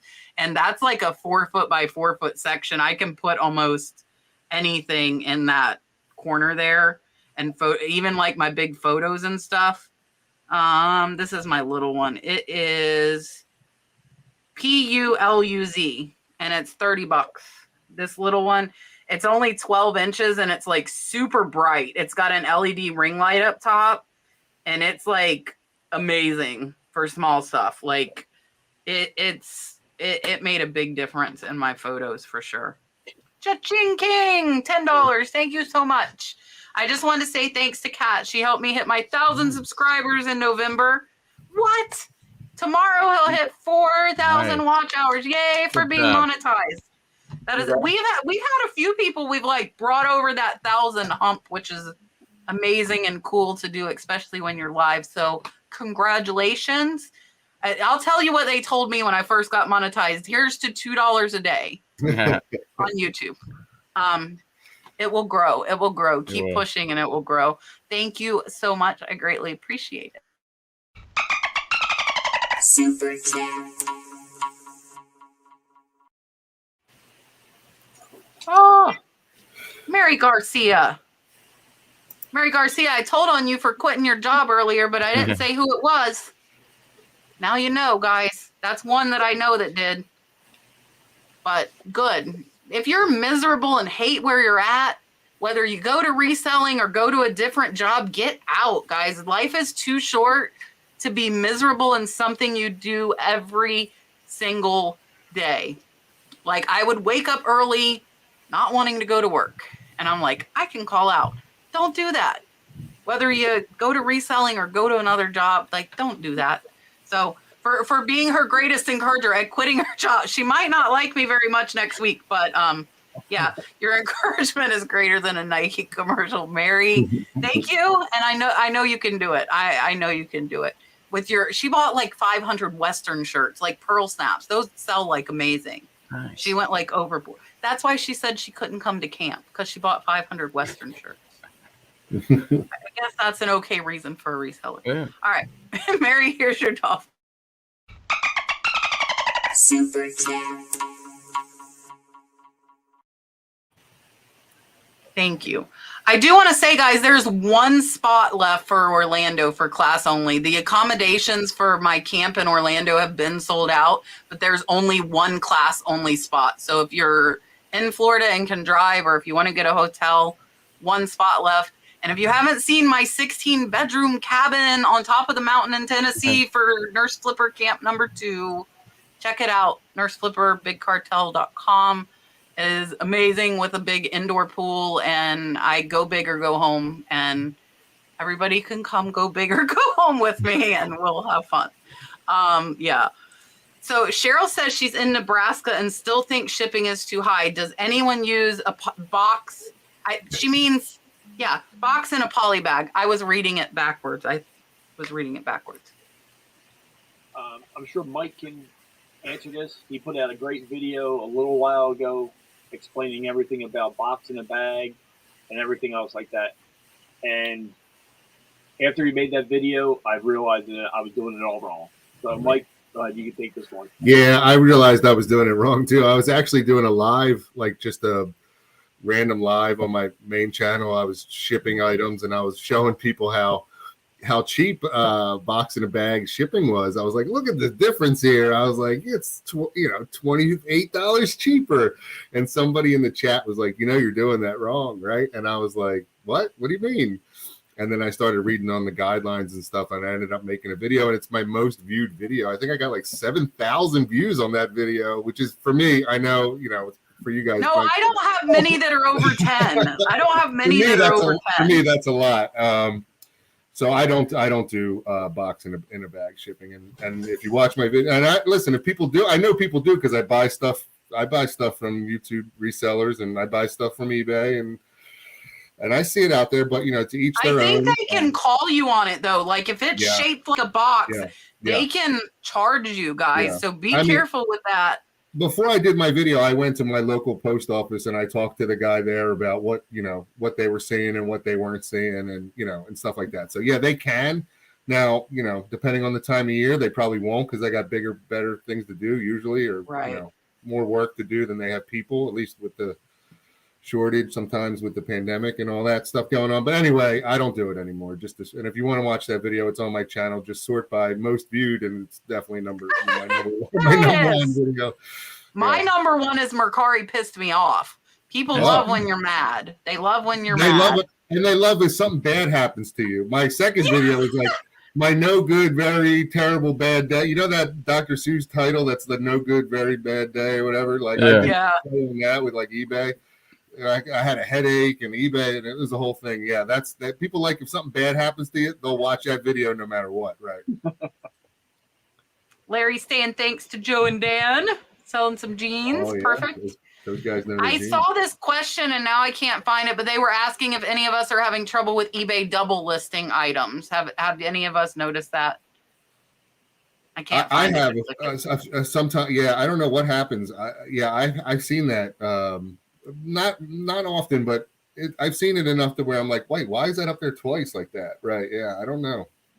I haven't had problems with double listings like that. I've had problems with quantities not being taken down, and I don't know if it was my fault or if it was, eBay's fault, but like, I don't know. I forget what it was. Oh, some patches, some Boston Red Sox patches that I was selling. I got 24 of them, and they were selling pretty good, and all of a sudden I was still selling them after the 24 was out, but I don't know if I messed that count up because some people bought them and then, bought a second one, and I don't know how that happened, but no, I haven't had too many items that were just double listed. No.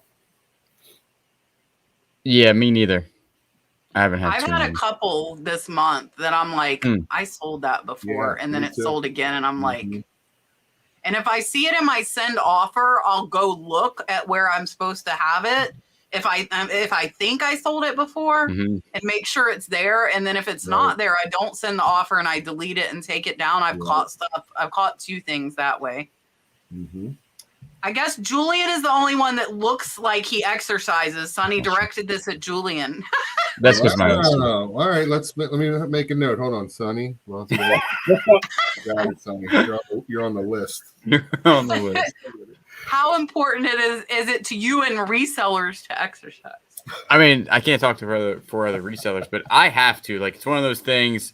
I've done it all my life, and now I wake up 6:30 in the morning. Usually, I'm at the gym. It helps my mental state, and I sit a lot now. My other job, I didn't sit as much. Okay, being the police, you do sit a lot because you're in the car. But I was canine, so I ran a lot too with the dog. Like, dog was always around. He's going crazy. And I was very active as the police, and but now I sit. I mean, I can sit here literally for 12. Today I did nothing but YouTube video content. That's all I did today.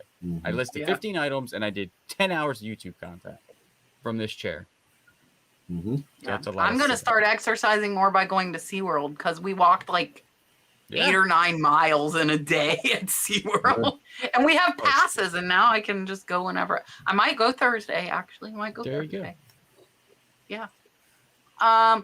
Patricia wants to know if you can call in sick to your guys. It's okay to take a break. Right. Like, we're not machines. Take a break. If you're sick, take a break. Like, if you're sick, extend your handling time to 2 to 3 days and take a break. Or if you go on a short vacation, I recommend not putting your store on vacation time and just extend your handling. Right. Because I've heard that it's horrible to come back from true vacation mode.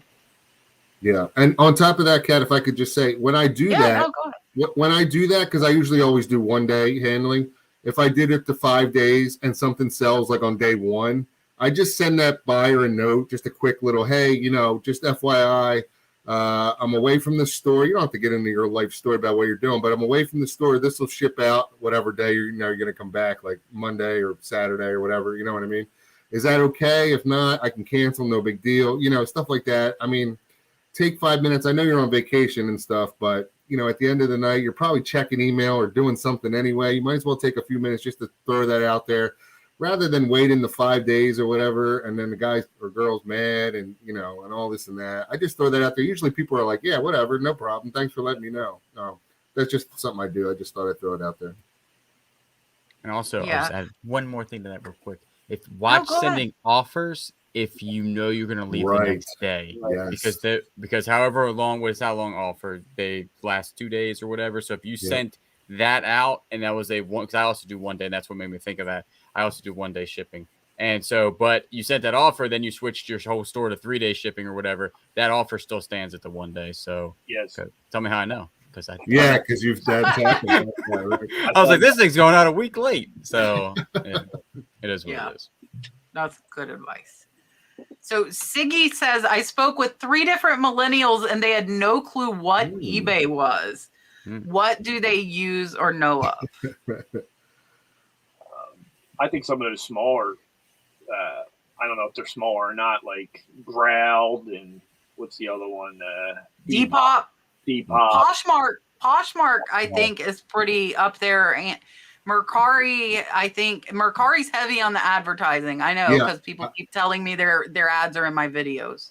Yeah, I would just say that too. I would say Mercari. I get a lot of. It seems like younger, the younger crowd, and I do see their advertisements and hear their advertisements everywhere, way more than I do, eBay or anything else. I see Posh off and on too. Yeah, Posh. I do see Posh.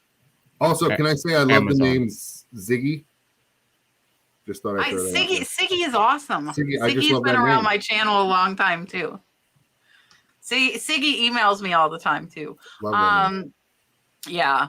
I would say Depop, Grailed, Poshmark, Mercari. And it's crazy. It's crazy. The younger generation, eBay is not as well known. Right.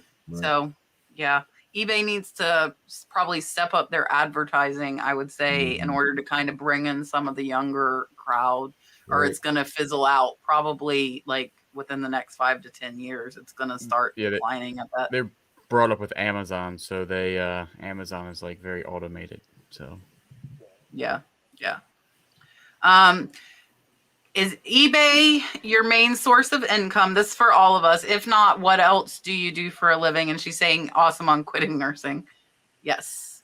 So is eBay your main source of income? And if not, what else do you do? Now, I have a full-time job. eBay started off for me was just extra income. Then it started off when my kids started going to school. I used it to just pay for their tuition. So, and it's grown. Now I have 3 kids. All of them are in school, private school. So that tuition, so I try to pay off all their tuition with with eBay money, and have enough left over for a vacation at the end of the summer or during the summertime. That's just what motivates me to keep going on eBay. So. Right. I have this other channel. It's OnlyFans. I don't know if you guys have heard. I don't have an OnlyFans, but maybe I do. So just no, just kidding. Reselling is my main source of income, but I sell on eBay, Mercari, Facebook, local. I do the YouTube auctions on my other channel. Sometimes in the summer when it's nice, I'll sell at the local flea market. Yeah, so just all reselling related type of stuff. Yep. Reselling is my main source of income. Mm-hmm. Yep, and reselling has been mine since I went part-time in July. I've gotten paid more from reselling since I went part-time in nursing in July. So it's been my main one for almost a year now, even though it's now my only one. Lisa wants to know, which app do you think is the best for mileage when you're outsourcing? I don't have one. Oh my, that is a pen and piece of paper. I don't know.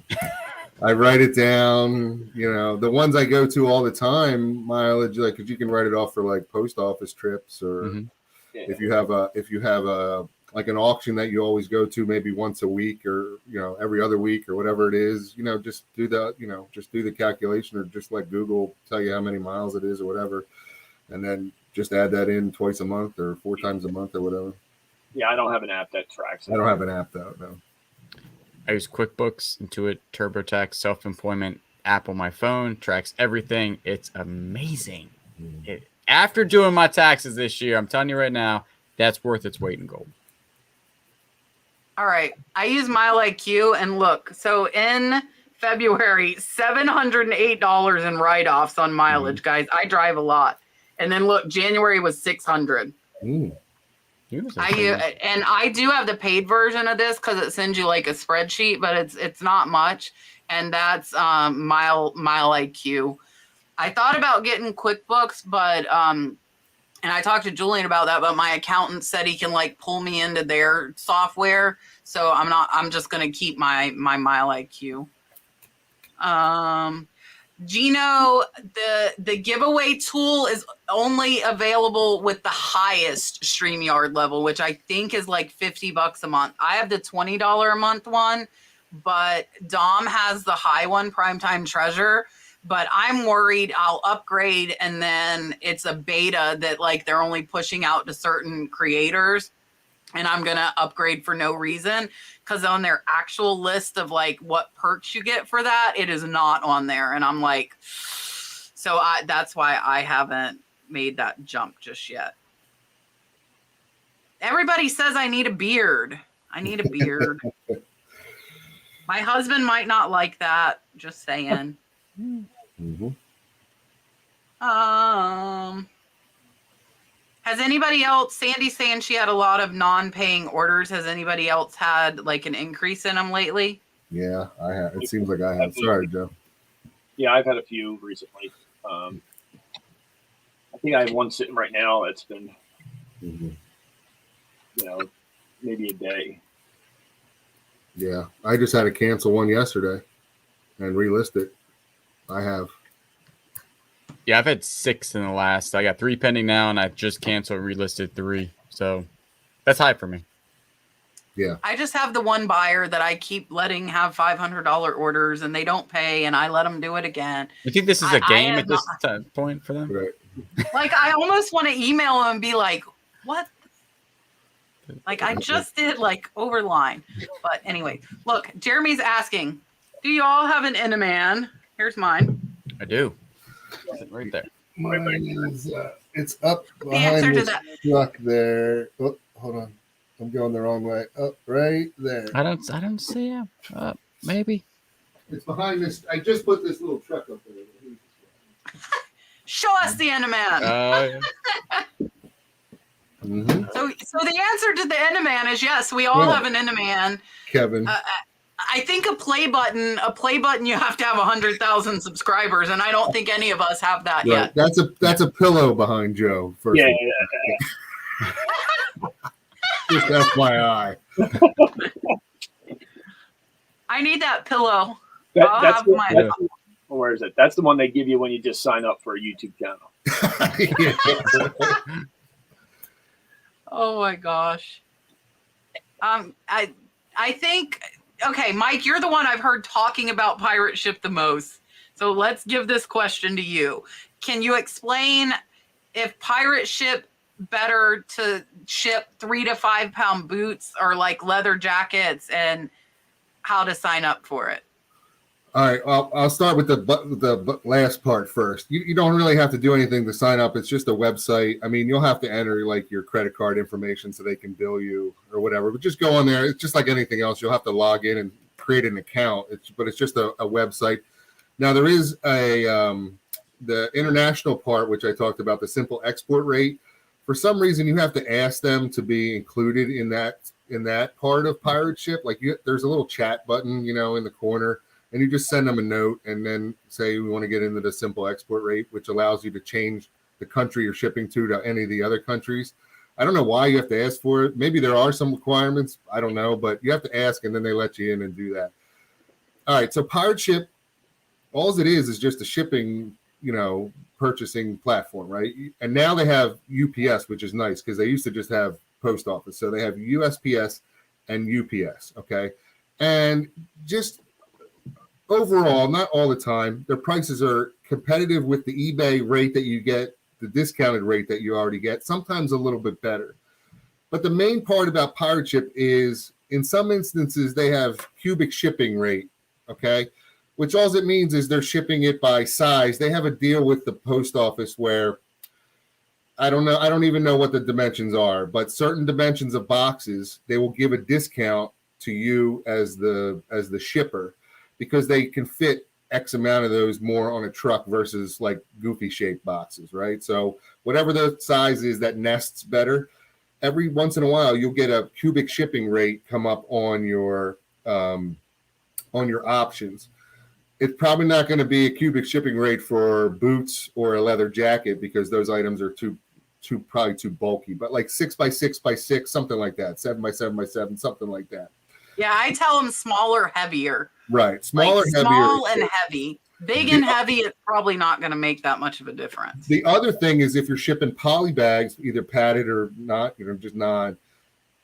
Again, it's cubic, so they only do the they only do the length and the width dimensions, which is where the box and the bag shipping comes from, is on pirate ship, right? So you're only entering, like if you have a poly mailer that's 9x7 by whatever you put in it, right? By 3 inches, you only have to enter the 9x7 part, and it gives you the discounted rate. I mean, there's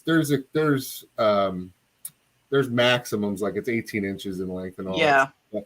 Like, don't worry about that. Smaller, heavier. Kat's right. Just to answer your question, smaller, heavier. If you get into those cubic rate things, you can get a discount on some of those products as well. But I would say I just would check it for both boots and the leather jacket just to see, you're really comparing postal service versus UPS. Yeah. All right. I'm going to answer this and then we'll grab one more question. Time flew by. I did not realize we were already at 10 o'clock. Linda wants to know, how old is Dalton and how does he shop with you without having meltdowns every 15 minutes? And how does he not touch everything? So Dalton is 3. He does have meltdowns. I edit them out. You do not see that. I don't want to, he is a lot better than most children I see in a thrift store. He has grown up going to thrift stores. He is excellent with breakables, whether he's having a meltdown or not. He knows. He'll pick something up and tell you it is breakable because he's grown up with me telling him, no, that's breakable, or be careful, that's breakable. So he touches, but he's very, like, I would trust him walking through an antique mall and know that he's gonna be good, even if he's having a breakdown. And typically that's only when he's tired and he's done. Other than that, he loves going shopping with me. But like in Birmingham, we thrifted for 12 hours in a day and at about like 9 hours. So he lasted a long time, but at 9 hours, he was done. He was done. And then I had to start the bribery. Like, I'll give you candy or I'll give you this. And because, we weren't at home. So when I'm at home and I go thrifting, it's probably 50-50 on whether I take him with me or not. Like, because Brad's at home, he can stay at home with Brad, and it depends on his mood. But he does, and I've left him in a couple of videos so everybody knows he is not a perfect little child. I promise you. He's a normal 3-year-old, but he is better with the breakable stuff, and he'll touch, but I don't have the fear that he will break something. I trust him to touch, like, no matter how much it is. I trust him to touch it, pick it up, and he sets it down very, very easily, which is nice. So, and he'll tell me to be careful, stuff's breakable. If I pick stuff up looking at it, he's like, Mom, that's very breakable. So yeah, so he will tell you, but he does have breakdowns. I just edit them. Nobody wants to see a screaming kid, Right. So I've never seen this. I don't know if you guys have, and I'll look for one other. Beth is saying her husband and herself create their listings on their phones with the app, but they're getting 2 different ship by dates. So her items that sold today on her phone say ship by Thursday and his say Friday. Have you guys seen anything like that? No. No, it's the same account. It's the same. Yeah. Same. So it's the item is just showing up on both of their phones differently, is what she's saying. Yeah. The ship by date. Well, I don't have another one to choose from. I mean, I guess I could look on the computer, but I only have the one phone. You know what I mean? Yeah. I just checked an item now, and it's saying, between the computer and my phone, and it's saying the same date. So I don't know. Yeah, I don't know. Are both I'm your old, phones? Duncan. I can't remember everything. I cannot remember everything. All right, last question of the night. Krause House Sift and Thrift. And I made it to 9:40, guys.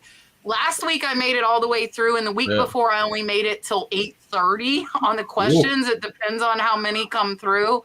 So we're here every Tuesday at 8 p.m. Make sure you get your questions in early, because it has become where regularly we cannot get to all of them. Unfortunately, we've just grown so much, it's hard. How do you keep track of your inventory? SKU on eBay or a spreadsheet? I do the custom SKU. It's worked great for me. I kind of use a bin system anyway, so it's real simple. or a shelving system. I have some shelves in the garage. They're labeled 1, 2, 3, and 4. Bin system that I have all the way up to 10 different bins, but I just strictly use the custom SKU label.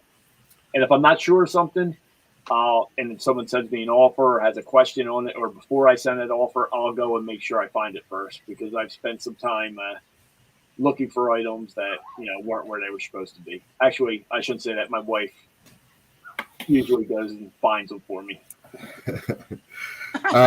I use the same thing. I use the custom SKU field in the eBay listing, and then I have a bin system like Joe, so it'll say, the custom SKU field will say, A5, and I just go to the A5 bin. Now, just a little tip in case you can't find it, or you didn't put the SKU, you didn't put the A5 in the SKU field.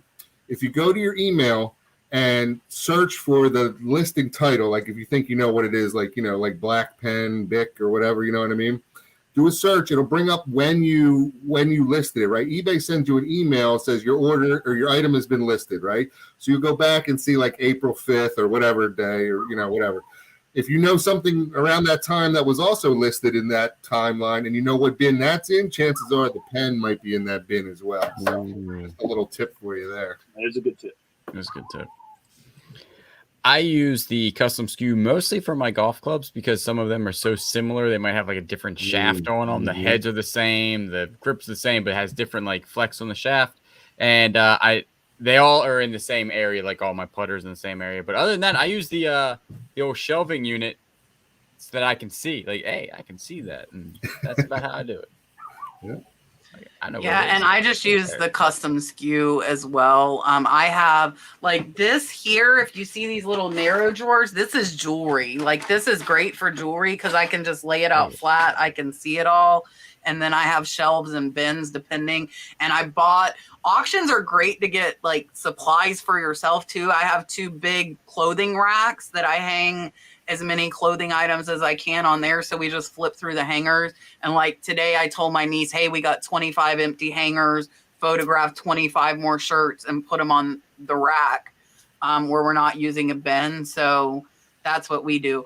I, guys, am posting now. I just hit enter. Victoria, Adventures in Reselling Victoria is live right now.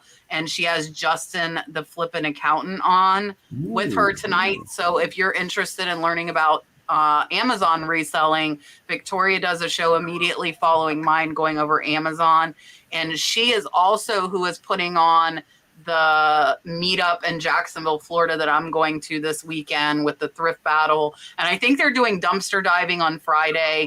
I'm not going for that because I would not get out of the dumpster. I need to exercise more like Julian if I want to get in and out of a dumpster at my age. Yeah, but I would have to have like I should bring Julian dumpster diving. He can go. I'm short. So, I couldn't get into a dumpster. I have to get a ladder.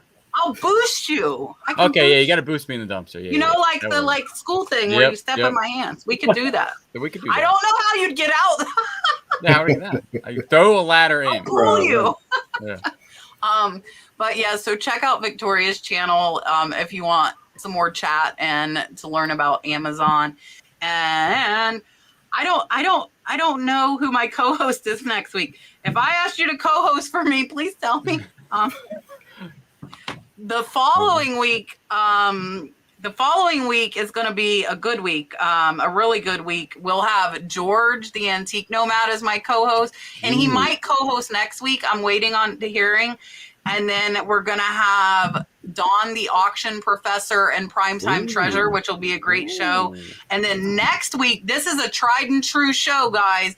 It is Carrie from American Arbitrage and Mike, Golden State Picker. We've had them on together multiple times, so I'm excited about that. Julian will be getting married, so he will not be here for 2 weeks. Congrats, Julian. Have fun. And Joe and Mike, thank you. I'm going to make you guys big again. If you have anything coming up or you do your lives regular, let them know so that way they can watch out and like your sale and stuff too, Mike. All right, here's Joe. Well, I want to say thank you to Kat and Julian for having me on. I appreciate it. Thank you to everybody that was in the chat with all your awesome questions. I don't have much coming up. I just posted a what sold video today, so that's about it. Thank you again, guys. I appreciate the invite to come on. Hey, all right. Yes. Thanks to Kat and Julian for having me on. Had a great time. Thank you very much for the invite. Thanks to everyone in the chat. Great questions. Everyone was so nice. Nice to meet some new people, new names. I have 2 YouTube channels, January House, main content, our main channel with the pre-recorded content, what's sold, haul videos, things of that nature. I just put a what's sold on Macari lately video out today. And then auctions on my other channel, the January Auction House. Next auction is Sunday night, 7 o'clock p.m. this Sunday, 7 o'clock p.m. Eastern. And then I'll have, auctions like next Thursday, the 10th, I believe, is the next one after the Sunday. And then every Sunday night, 7 o'clock p.m. Eastern. Thanks again. Hit the thumbs up button if you haven't already. And I hope to see you guys later.